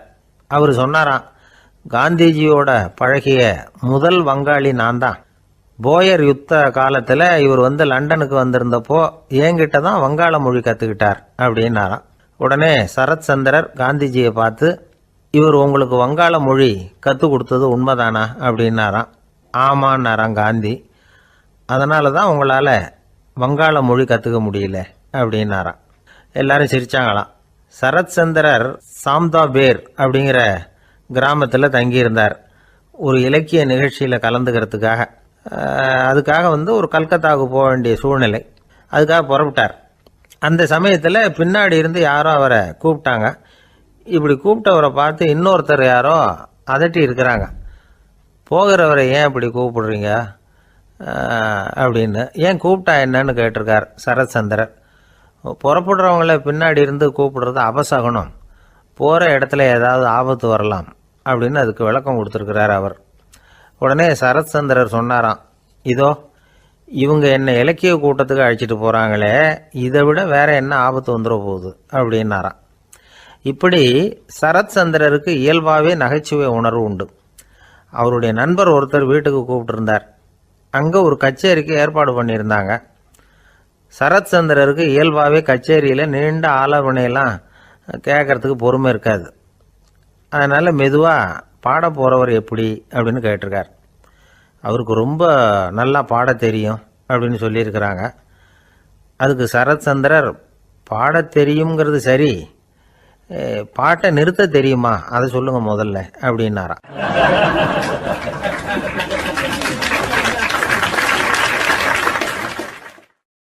கங்கை கரை தோட்டம் பக்கத்தில் ஒரு ஆசிரமம், அங்கே ஒரு பெரியவர் தங்கி இருக்கிறார். அவர் தான் ராமகிருஷ்ண பரமஹம்சர். அந்த ஆசிரமம் இருந்த இடம் கரக்பூர். வங்காளத்தில் பொதுவாக எல்லாரும் மீன் சாப்பிட்றது உண்டு. கங்கையில் குளிச்சுட்டு கையில் ஒரு மீனோடு வர்றது வழக்கம். இவர் இருக்கிற இடத்துக்கு கங்கையில் படகு வழியாக வரணும். அப்படி தான் எல்லோரும் வருவாங்க. வர்றவங்களை ஒன்று கூட்டி ஆன்மீக விஷயங்களை பற்றி பேசிக்கிட்டு இருப்பார். ஒவ்வொரு நாள் ஒவ்வொருத்தர் நகரத்துக்கு போகணும். வரும்பொழுது மீன் கொண்டுகிட்டு வரணும். அதுக்கு ஒரு அட்டவணையே உண்டு ஆசிரமத்தில். அது பிரகாரம் ஒரு நாள் சுவாமி யோகானந்தர் படகில் போனார். படகை செலுத்தினவங்க ராமகிருஷ்ணரையும் சுவாமி யோகானந்தரையும் மற்றவங்களையும் பித்தர்கள் அப்படின்னு சொல்லி ஏளனமாக பேசினாங்க. அவங்க என்ன பைத்தியம் பிடிச்சவங்க அப்படிங்கிறது மாதிரி. சுவாமி யோகானந்தருக்கு ரொம்ப மென்மையான இதயம். இவங்க இப்படி கண்ணாபின்னான்னு பேசுகிறத பார்த்தா மீனை வாங்கிட்டு திரும்புகிறப்போ என்ன நடக்குமோ அப்படிங்கிற பயம் வேறு வந்துட்டுது அவருக்கு. அவ்வளவு மென்மையானவர். இதை தெரிஞ்சுக்கிட்ட ராமகிருஷ்ணர், யோகானந்தா இங்கே வா அப்படின்னு கூப்பிட்டார். இவர் கண்ணீரை தொடச்சிக்கிட்டே கிட்ட போனார். சொன்னார், ஐயா, படகு ஓட்டுறவங்க உங்களை பற்றி மோசமாக பேசுகிறாங்க. என்ன திட்டினா பரவாயில்ல, ஆனால் உங்களை அவங்க திட்டுறாங்க. அதை என்னால் தாங்கிக்க முடியல அப்படின்னார். இதை கேட்டதும் ராமகிருஷ்ணருக்கு கோபம் வந்துட்டு தான். என்னது, உன்னுடைய குருவை பற்றி அவங்க மோசமாக பேசும்பொழுது நீ சும்மா இருந்தியா? வெளியில் போ அப்படின்னு விட்டார். குரு நிந்தனை செய்கிறப்போ அதை கேட்டுக்கிட்டு சும்மா இருக்கலாமா? குரு நிந்தனையை கேட்டால் பாவம் இல்லையா? என்னை தூற்றும் போது அவங்க பாவம் செய்கிறாங்க. அதை கேட்டுக்கிட்டு நீ சும்மா இருந்தால் நீயும் பாவம் செய்கிற அப்படின்னாராம். அடுத்த நாள் சுவாமி நிரஞ்சனானந்தர் போக வேண்டிய நாள். இவர் படகுல போகும்பொழுதும் அதே மாதிரி நடந்து தான். அவங்க மோசமாக பேச ஆரம்பித்தாங்க, திட்ட ஆரம்பித்தாங்க. அப்படி கேலி பண்ண ஒருத்தனை இவர் என்ன பண்ணார், பலார்னு கன்னத்தில் அரைஞ்சிட்டார். இன்னொருத்தனை கங்கையில் தூக்கி எறியறதுக்கும் தயாராகிட்டார். அதுக்கப்புறம் அவங்க யாரும் வாயை திறக்கலை. மீன் வாங்கிட்டு வர்றப்பவும் படகுல ஒரே அமைதி. அவ்வளவு பயம் அவங்களுக்கு. ராமகிருஷ்ணர் கூப்பிட்டு விசாரித்தார் என்ன நடந்ததுன்னு. இவர் சொன்னார், அவர் யோகானந்தா போகும்பொழுது என்ன நடந்ததோ அப்படியே தான் இப்போவும் நடந்தது. குரு நிந்தனை செய்கிறத கேட்டுக்கிட்டு நான் சும்மா இருப்பேனா? ஒருத்தனை அப்படியே அரைஞ்சுட்டேன், இன்னொருத்தனை ஆற்றுல தூக்கி போட்டுருவேன்னு பயமுறுத்தினேன், அவ்வளவுதான் அப்படின்னாராம். இப்போவும் ராமகிருஷ்ணருக்கு கோபம் வந்துட்டு தான். என்ன இது, அணியறது காஷாயம், இருக்கிறது ஆசிரமம், உனக்கு இவ்வளவு கோபம் வந்ததுன்னா அப்புறம் என்னத்துக்கு ஆசிரமத்தில் இருக்கணும்? பிரம்மச்சாரி எப்பவும் அமைதியாக இருக்கணும் அப்படின்னு அறிவுரை சொன்னாராம் ராமகிருஷ்ணர். அப்போ இவர் கேட்டாராம், ஏங்க அவருக்கு ஒரு விதமான அறிவுரை சொன்னீங்க, எனக்கு வேற விதமாக அறிவுரை சொல்கிறீங்க, இதில் எது உண்மை அப்படின்னு கேட்டிருக்கார். இதுக்கு ராமகிருஷ்ணர் சொன்ன பதில் என்னென்னா, அட அசடே, சக்கரத்தில் காற்று அதிகமாக இருந்தால் குறைக்கணும், குறைச்சலாக இருந்தால் கூட்டணும். அவன் சாது, அவனுக்கு அதிக உணர்ச்சி தேவை, உனக்கு படபடப்பு அதிகம், உனக்கு பொறுமை தேவை அப்படின்னாராம். இதில் உள்ள கருத்து என்னென்னா, கல்விங்கிறது எப்படின்னா அதை சூழ்நிலைக்கு தகுந்த மாதிரி கற்பிக்கணும். எல்லாருக்கும் ஒரே மாதிரி கற்பிக்கக்கூடாது. கேட்குற ஒரு தகுதி, புரிஞ்சுக்கிற திறமை, இதை பொறுத்து கல்வி அமையணும். ஆரம்ப காலத்தில் ஒரு குரு, அப்போ ஒரு சீடன் இருந்தான். அது வேடிக்கையான குரு, வேடிக்கையான சீடன். ஒரு ஆசிரமம். ஒரு நாள் ஒருத்தன் அவசரமாக அந்த குருவை தேடி வந்திருக்கிறான். என்ன விஷயம்னு விசாரித்தார் குரு. உங்கள் சீடர் என்னை அடிச்சுட்டார் அப்படின்னு புகார் பண்ணானா அந்த ஆள். குரு சீடனை கூப்பிட்டார். அடிச்சியா இந்த ஆளை அப்படின்னு கேட்டாராம். ஆமான் இருக்கான் சீடன். ஏன் அடிச்சே அப்படின்னு கேட்டாராம். இந்த ஆள் உங்களை பற்றி மட்டமாக பேசிவிட்டான், என்னால் அதை தாங்கிக்க முடியல, அதனால தான் அடிச்சுட்டேன்ருக்கான். அப்படி என்ன பேசினா அப்படின்னு கேட்டாராம். உன்னுடைய குருநாதர் இப்போல்லாம் அர்த்தமில்லாமல் பேச ஆரம்பிச்சுட்டார் அப்படின்னு சொல்லிவிட்டான், அதனால தான் அடிச்சுட்டேன் அப்படின்னு நானா. அதுக்காக அடித்தே அப்படின்னாராம். நான் அதுக்காக அடிக்கலை குருவே, இப்பெல்லாம் நீங்கள் அர்த்தமில்லாமல் பேசுகிறதாக அவன் சொல்கிறான். அப்படின்னா இதுவரைக்கும் நீங்கள் அர்த்தத்தோடு பேசினதாகத்தானே அர்த்தம், அது தப்பு தானே, அதனால தான் அடித்தேன் அப்படின்னு நானா.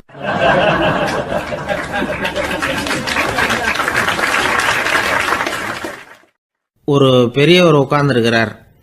அவரை சுற்றி அவருடைய தோழர்கள் உட்கார்ந்துருக்கிறாங்க.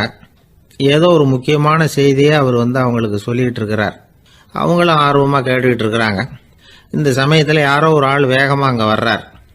வர்ற வேகத்திலேயே எனக்கு ஏதாவது உதவி செய்யுங்க அப்படின்னு கேட்டுக்கிட்டே வர்றார்.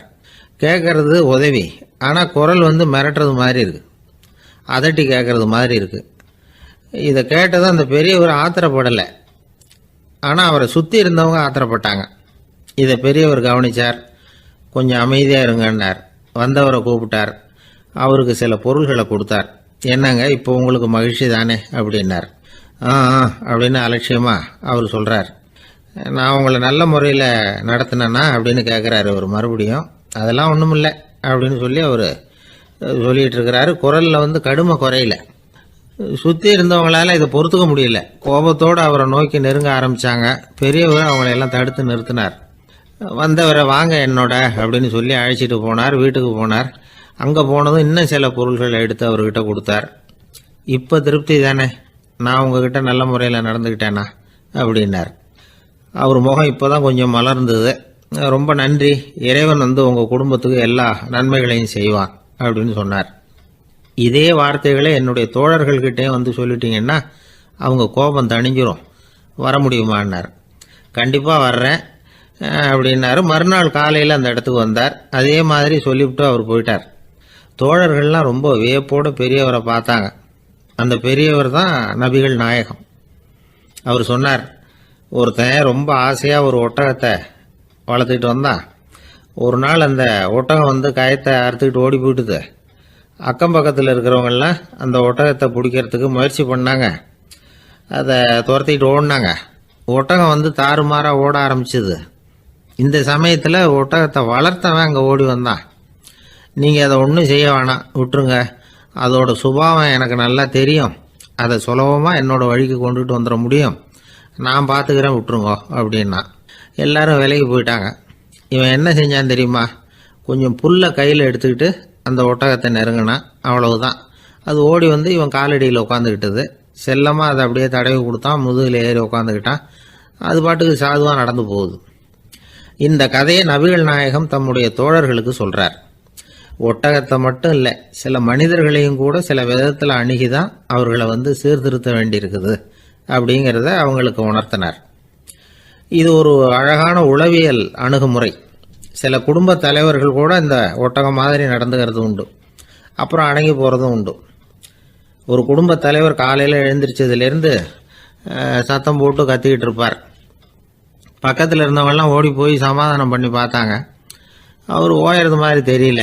கடைசியில் அவர் மனைவி வந்தாங்க. நீங்கள் எல்லாம் விலகி போயிடுங்க, அவர் சுபாவம் எனக்கு தெரியும், நான் பார்த்துக்கிறேன் அப்படின்னாங்க. சரின்னு எல்லாரும் போயிட்டாங்க. சாயந்தரமாக பார்க்குறாங்க, அவர் சத்தம் இல்லாமல் ஒரு மூலையில் உட்காந்துருக்கிறார். ரொம்ப சாதுவா. ஆச்சரியமாக இருந்தது. என்னம்மா பண்ணீங்கன்னு கேட்டாங்க. அது ஒன்றும் இல்லைங்க, ஒரு வேளை சாப்பாட்டை நிறுத்தினேன், பட்னி போட்டேன், அவ்வளவுதான் அப்படின்னாங்க அந்த அம்மா.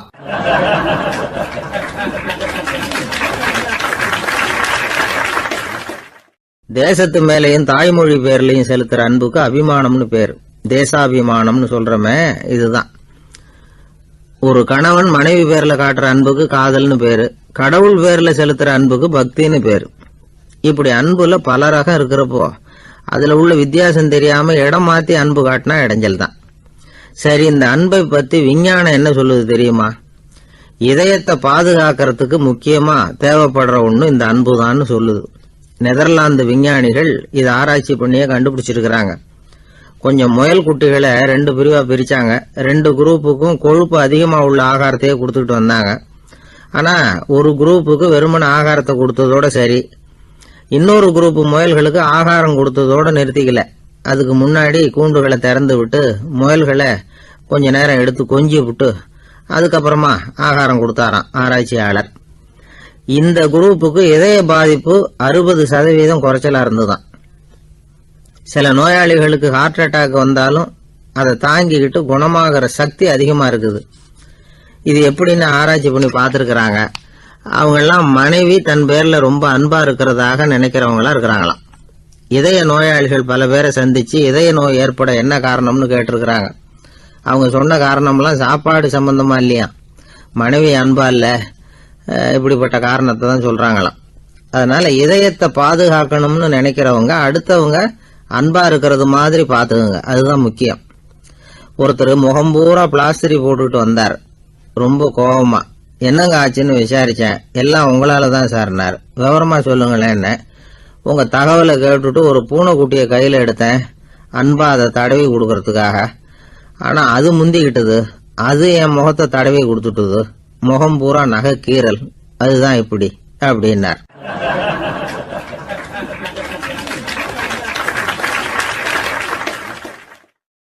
அமெரிக்க ஜனாதிபதி ஆப்ரஹாம் லிங்கன் ஒரு நாள் தன்னோட கோச்சு வண்டியில் தலைநகரான வாஷிங்டனுக்கு போயிட்டு இருக்கிறார். கோச்சு வண்டி ஒரு சாலையில் போயிட்டு இருக்கு. அந்த சாலைக்கு ஒரு பக்கத்தில் பயங்கரமான சதுப்பு நிலம். சதுப்பு நிலம்னா அது புதைகுழி, புதை மணல்ங்கிறோம்ல, அது மாதிரி. அந்த சதுப்பு நிலத்தில் யாராவது மாட்டிக்கிட்டா அவ்வளவுதான், ஆளை கொஞ்சம் கொஞ்சமாக உள்ள அமுக்கிவிடும். தப்பிச்சு கரையேறது கஷ்டம். அப்படிப்பட்ட நிலம் அது. ஆப்ரஹாம் லிங்கன் ஏதோ ஒரு முக்கியமான அரசாங்க வேலையா போயிட்டு திரும்பி வந்துகிட்டு இருக்கிறார். அதனால அந்த சமயத்தில் அவர் விலை வசந்த ஆடைகளை அணிஞ்சிருக்கிறார். அப்படி அவர் அந்த கோச்சு வண்டியில் வந்துகிட்டு இருக்கிறாரு. அந்த சமயத்தில் ஒரு காட்சி அவர் கண்ணில் போட்டுட்டுது. என்ன தெரியுமா? ரோட்டுக்கு பக்கத்தில் இருந்த சதுப்பு நிலத்தில் ஒரு இளம் பன்றி குட்டி சிக்கிக்கிட்டு தவிச்சுக்கிட்டு இருக்குது. பரிதாபமாக கத்திக்கிட்டு இருக்குது. அதை பார்த்தார் லிங்கன். அவருக்கு என்ன மாதிரி ஆயிட்டுது. உடனே வண்டியை நிறுத்த சொன்னார். கீழே இறங்கினார். தன்னோட விலை வசந்த ஆடைகளை பற்றி லட்சியம் பண்ணவே இல்லை. தனக்கே ஆபத்து வரலாம்ங்கிறத பற்றியும் கவலைப்படலை. தான் ஒரு குடியரசுத் தலைவருங்கிறத பற்றியும் அவர் நினச்சி பார்க்கல.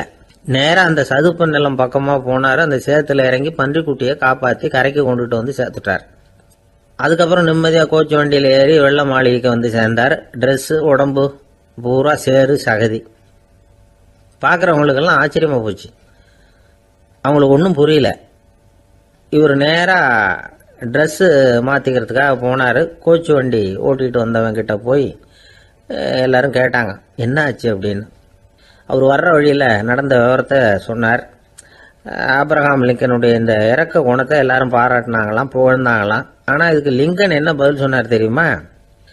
தயவு பண்ணி இந்த புகழ்ச்சியான பேச்சையெல்லாம் ஒதுக்குங்க, அதெல்லாம் வேணாம். அந்த சின்ன பிராணி சகதியில் மாட்டிக்கிட்டு துடிச்சிக்கிட்டு இருந்தது, அதை பார்த்தேன். உடனே என்னுடைய இதயத்தில் ஒரு முள்ளு தைச்சது மாதிரி ஒரு உணர்வு. அந்த முள்ளை பிடுங்கி எறிஞ்சேன், அவ்வளவுதான். உண்மையில் அந்த பிராணிக்கு நான் உதவினேங்கிறத விட எனக்கு ஏற்பட்ட இன்னலை போக்கிட்டேன் அப்படிங்கிறது தான் உண்மை. அதுதான் பொருத்தம். அப்படி இருக்கிறப்போ இதில் புகழறதுக்கு என்ன இருக்குது அப்படின்னார் ஆப்ரஹாம் லிங்கன். எவ்வளவு யதார்த்தமான வார்த்தைகள் பாருங்க. இந்த காலத்தில் நம்மளையும் பல பேர் அப்படி உண்டு. நீச்சல் தெரியாத ஒரு ஆள் தண்ணியில் இறங்கிட்டான். தண்ணி ஆழங்கிறது அப்புறமா தான் தெரிஞ்சுது. தத்தளிக்க ஆரம்பிச்சுட்டான். வாழ்னு கத்துறான். கரையில் நின்றுட்டு இருந்த ஒருத்தர் இதை பார்த்தார். உடனே அவருக்கு இதயத்தில் முள்ளு தைச்சது மாதிரி ஒரு உணர்வு. உடனே குபீர்னு தண்ணியில் பாஞ்சார். அவரை காப்பாற்றி கரைக்கு கொண்டுட்டு வந்து சேர்த்தார். இதை பார்த்துக்கிட்டு இருந்த இன்னொருத்தர் காப்பாற்றின அந்த ஆளை பாராட்டி புகழ்ந்தார். என்ன புகழாதீங்க சார் அப்படின்னார் அவர். ஏன்னு கேட்டார் இவர். நான் அந்த ஆளை ஏன் காப்பாற்றினேன் தெரியுமா? அவன் நேற்றுக்கு என்கிட்ட 300 ரூபா கடன் வாங்கியிருக்கிறான். இவன் தண்ணியில் போட்டான்னா நான் கொடுத்த கடனும் தண்ணியில் போடும். அதனால தான் விழுந்து காப்பாற்றினேன் அப்படின்னா அந்த ஆள்.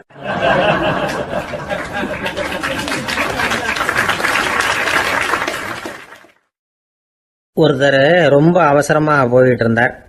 எங்கே சார் போகிறீங்கன்னு கேட்டோம். எனக்கு வேண்டியப்பட்ட ஒருத்தருக்கு குழந்தை பிறந்திருக்கிறதாக செய்தி வந்திருக்கு, அதுதான் ஆஸ்பத்திரிக்கு போயிட்டுருக்கேன், பார்த்துட்டு வரலாம்னு அப்படின்னார். அப்படின்னா கொஞ்சம் இப்படி உட்காருங்க அப்படின்னோம். சில விவரமெல்லாம் சொல்கிறேன், கேட்டுட்டு போங்க அப்படின்னோம். உட்காந்தார். அப்புறம் சொல்ல ஆரம்பித்தோம். புதுசாக பிறந்திருக்கிற ஒரு குழந்தைய பார்க்க போகிறதுன்னா அது சாதாரண விஷயம் இல்லை. அதில் ரொம்பவும் கவனமாக நடந்துக்கணும். புது குழந்தைக்கு நோய் சுலபமாக தொற்றும். முக்கியமாக காற்று மூலமாக பரவுற நோய்கள் சுலபமாக வந்துடும். அதனால் நமக்கு உடம்பு சரியில்லைன்னா குழந்தைய விட்டு கொஞ்சம் தள்ளியே இருக்கிறது தான் நல்லது. பெரியவங்களை பொறுத்த வரைக்கும் சாதாரணமாக உள்ள ஒரு கிருமி கூட குழந்தைய பொறுத்த வரைக்கும் ரொம்ப மோசமான ஒரு கிருமியாக இருக்கும். சில வெளிநாடுகளில் எப்படி தெரியுமா? பிறந்த குழந்தை தூங்கிக்கிட்டு இருக்கிற ஒரு ரூமுக்கு போகணும்னா போகிறவங்க முகமூடி போட்டுக்கணும். காலணிகளை மாற்றிக்கணும். அவ்வளவு சுத்தமாக உள்ளே போய் பார்த்துட்டு வரணும். பொதுவாக சில ஆஸ்பத்திரிகளில் பார்த்தீங்கன்னா பார்வையாளர்கள் நேரத்தில் விசிட்டிங் ஹவர்ஸ் தாயை விட்டு குழந்தைய தனியாக பிரித்து வச்சுருவாங்க. எதுக்குன்னு நினைக்கிறீங்க? அந்த நேரம் பல பேர் வருவாங்க போவாங்க. அவங்க கை கால் சுத்தமாக இருக்காது. சுத்தமில்லாத கைகள் மூலமாக கிருமிகள் பரவும். சுத்தமில்லாத கைன்னா மண்ணு தூசி படிஞ்சிருக்கிற கை மட்டும் தான் அர்த்தம் இல்லை.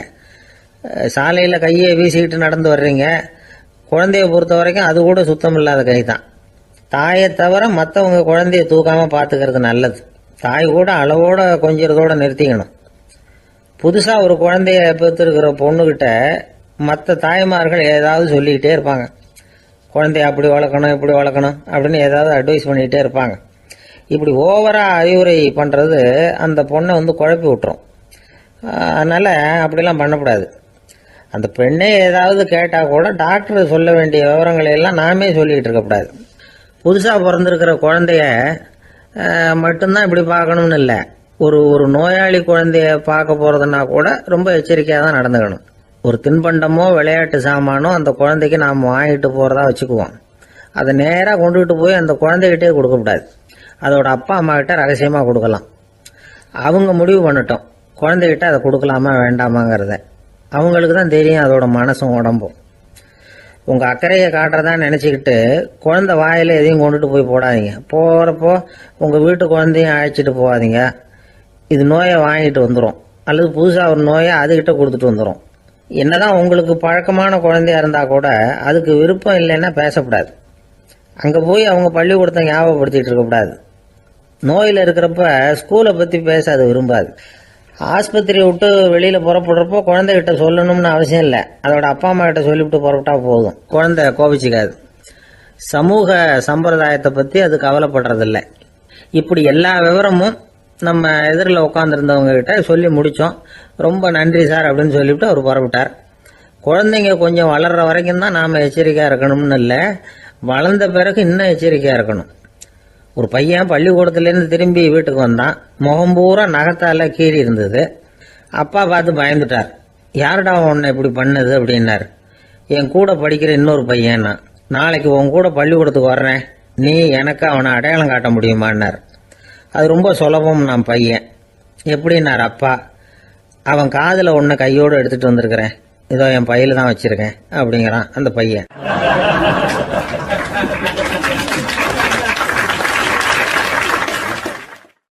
ஒருத்தர் இருக்கார், நல்ல உத்தியோகத்தில் தான் இருக்கிறார். ஆனால் எப்போ பார்த்தாலும் முகத்தை வெறுப்பாக வச்சிருப்பார். அப்படியே வருவார் போவார். ஏன் சார் இப்படி இருக்கிறீங்க அப்படின்னு விசாரித்தோம். ஏன்டா இந்த வேலைக்கு வந்தோம்னு இருக்கு சார் அப்படின்னார். உங்கள் வேலை உங்களுக்கு பிடிக்கலையா அப்படின்னு கேட்டோம். இல்லைன்னார். இப்படிப்பட்டவங்க வெற்றிகரமான வாழ்க்கை வாழ முடியாது. இது நிபுணர்கள் கருத்து. வேலையை நேசிக்க தெரிந்தவர்கள் வெற்றி பெறுவார்கள் அப்படிங்கிறாங்க அவங்க. எந்த துறையாக இருந்தாலும் சரி, அந்த துறையில் வெற்றிகரமாக இருக்கிறவங்கள விசாரித்து பாருங்கள். எனக்கு என்னுடைய வேலை ரொம்ப பிடிக்கும் அப்படின்னு சொல்கிறவங்களா தான் இருப்பாங்க. அப்படி இருந்தால் தான் அது வெற்றிகரமாக இருக்க முடியுது அவங்களால.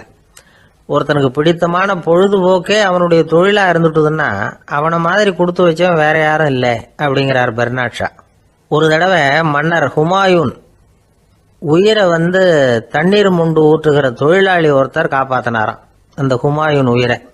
உடனே மன்னர் கேட்டிருக்கார், உனக்கு என்ன வேணும்னாலும் கேளு தரேன், உயர் பதவி வேணுமா அப்படின்னு கேட்டாராம். மன்னா, மக்களின் தாகம் தீர்க்கக்கூடிய இந்த பணியை விட உயர்ந்தது உண்டா அப்படின்னாராம் அந்த தொழிலாளி. அவரால் அவருடைய வேலையை நேசிக்க முடிஞ்சுது, அதனால் மகிழ்ச்சியாக இருக்க முடிஞ்சுது. நாமெல்லாம் அப்படி இல்லை.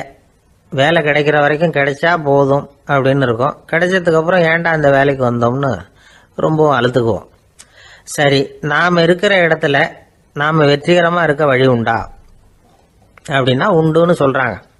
அதாவது மன இயல் நிபுணர்கள் இருக்கிறாங்க இல்லையா, அவங்க அதுக்கு முக்கியமாக 6 வழிகள் சொல்கிறாங்க. நீங்கள் ஒரு அலுவலகத்தில் வேலை பார்க்குறவரா அப்படின்னா இதை கேளுங்க. அதாவது உங்கள் மேலதிகாரி எதிர்பார்ப்புக்கு தகுந்த மாதிரி உங்கள் வேலை இருக்குதா? அப்படி இல்லைன்னா முதல்ல உங்கள் வேலையின் தரம் உயரணும். உங்களுக்கு மேலே கீழே வேலை பார்க்குற பணியாளர்கள்கிட்ட நல்ல விதமாக பழகுறீங்களா? அந்த உறவு முறையில் ஏதாவது குறை இருந்தால் அதை கண்டுபிடிச்சி சரி பண்ணுங்க. நம்பிக்கைக்கு உரியவர் அப்படின்னு நீங்கள் பேர் எடுக்கணும். நீங்கள் எடுக்கிற முடிவு நல்ல முடிவாக தான் இருக்கும் அப்படின்னு அடுத்தவங்க சொல்லணும். உங்கள் தோற்றத்துக்கு முக்கியத்துவம் கொடுங்க. இது மனம் உடல் ரெண்டும் சம்பந்தப்பட்டது. அதனால் மனசையும் ஆரோக்கியமாக வச்சுருக்கணும், உடம்பையும் ஆரோக்கியமாக வச்சுருக்கணும். உங்களுடைய நிர்வாகம் செயல்படுற விதத்தை நல்லா புரிஞ்சு வச்சுக்கணும். உங்களுடைய நிர்வாகம் இப்போ ஒரு காரியம் செய்யுதுன்னு வச்சுங்க, ஏன் அப்படி செய்யுது, எதுக்காக அப்படி செய்யுது, அதனுடைய குறிக்கோள் என்ன, அது நீடிக்கிறதுக்கு காரணம் என்ன, இதெல்லாம் தெரிஞ்சுக்கணும். சிரிப்புக்கு வஞ்சகம் பண்ணக்கூடாது, நல்லா சிரிக்கணும், அப்போ தான் அது திரும்ப கிடைக்கும். கடந்த கால தோல்வியை பற்றி கவலைப்படக்கூடாது. முதலாளி விருப்பம் தெரிஞ்சு நடந்துக்கிறது நல்லது தான். அதுக்காக காக்கா பிடிக்கணுங்கிற அவசியம் இல்லை. உங்களுக்கு ஒரு பொறுப்பான வேலை கிடைக்குது, உடனே சத்தம் குழப்பம் அப்படின்னு சூழ்நிலையை இறுக்கமாக ஆக்கிடக்கூடாது. எந்த சூழலையும் இயல்பாக கையாளக்கூடியவர் அப்படிங்கிறத காட்டணும். இதெல்லாம் உங்கள் துறையில் நீங்கள் வெற்றி பெற நிபுணர்கள் சொல்கிற யோசனைகள். இவ்வளவு விவரமும் சொல்லிவிட்டு ஒருத்தரை பார்த்து கேட்டோம், இப்போ சொல்லுங்க, நீங்கள் செய்கிற வேலை உங்களுக்கு பிடிச்சிருக்குதா அப்படின்னோம். ரொம்ப ரொம்ப பிடிச்சிருக்குது அப்படின்னார். சரி, என்ன செஞ்சிட்டு இருக்கிறீங்க அப்படின்னு கேட்டோம். சும்மா தான் இருக்கிறேன் அப்படின்னார் அவர்.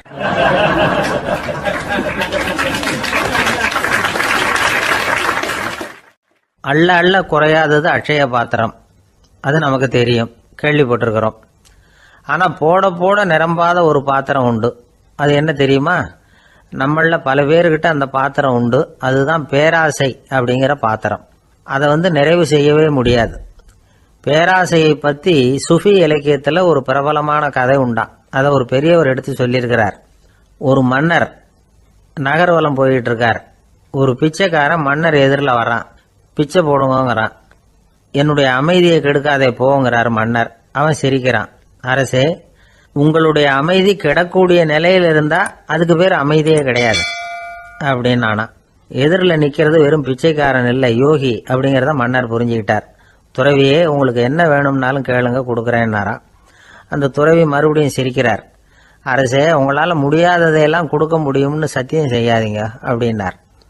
மன்னருக்கு கோபம் வந்துட்டுது. என்ன இவர் இப்படி சொல்கிறாரே அப்படின்னு நினைச்சார். நகர்வலத்தை பாதியிலேயே நிறுத்தினார். வாங்க அரண்மனைக்குன்னார். துறவியை அழைச்சிக்கிட்டு அரண்மனைக்கு வந்துட்டார். துறவி தன்கிட்ட இருந்த பிச்சை பாத்திரத்தை நீட்டினார். இது நிறைய எனக்கு பொற்காசுகள் வேணும் அப்படின்னாராம். அவ்வளவுதானா, இது ஒரு பெரிய காரியமா அப்படின்னு கையை தட்டினாராம் மன்னர். ஒரு பெரிய தாம்பாளம் நிறைய பொற்காசுகள் சேர்ந்தது. அதை அள்ளி போட்டார். போட போட அந்த பிச்சை பாத்திரம் நிரம்பவே இல்லை. பொற்காசுகள் போட போட அவ்வளவையும் உள்ள வாங்கிக்கிட்டே இருக்குது. அரசாங்க கஜானாவே காலி ஆயிட்டுது. மூட்டை மூட்டையா பொற்காசுகளை கொட்டி பார்த்துட்டாங்க. அது முழுங்கிக்கிட்டே இருக்குது. கடைசி வரைக்கும் அந்த பிச்சை பாத்திரம் நிரம்பவே இல்லை. அரசர்கிட்ட இருந்த கர்வம் போயிட்டுது. அப்படியே பொத்துன்னு துறவி காலில் விழுந்தார். அப்போ அந்த துறவி சொன்னாராம், மன்னா, இந்த பிச்சை பாத்திரத்தை உங்களால் மட்டும் இல்லை, வேற யாராலையும் நிரப்ப முடியாது.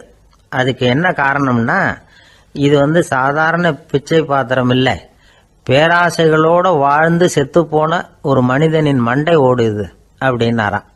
பாருங்க, இதுதான் அந்த சுஃபி இலக்கிய கதை. செத்த பிறகும் நிறைவு இல்லைன்னா அது எப்பேற்பட்ட பேராசையாக இருக்கும்னு யோசிச்சு பார்த்துங்க. நம்மால் ஒருத்தர் கல்யாணம் பண்ணிக்க பொண்ணு பார்த்துக்கிட்டு இருந்தார். அழகு, அறிவு, படிப்பு எதுவும் தேவையில்லை, பணம் மட்டும் இருந்தால் போதும் அப்படின்னு பார்க்குறவங்க கிட்டெல்லாம் சொல்லி வச்சார். ரொம்ப நாளைக்கு அப்புறம் ஒரு பணக்காரர் கிடைச்சார். அவர் சொன்னார், இதை பாருங்க, எனக்கு 20 வயசுல ஒரு மகள், அவளை நீங்கள் கல்யாணம் பண்ணிக்கிட்டா 2 லட்சம் பணம் கொடுப்பேன். 25 வயசுல ஒரு பொண்ணு, அவளை கல்யாணம் பண்ணிக்கிட்டா 2.5 லட்சம் தருவேன்.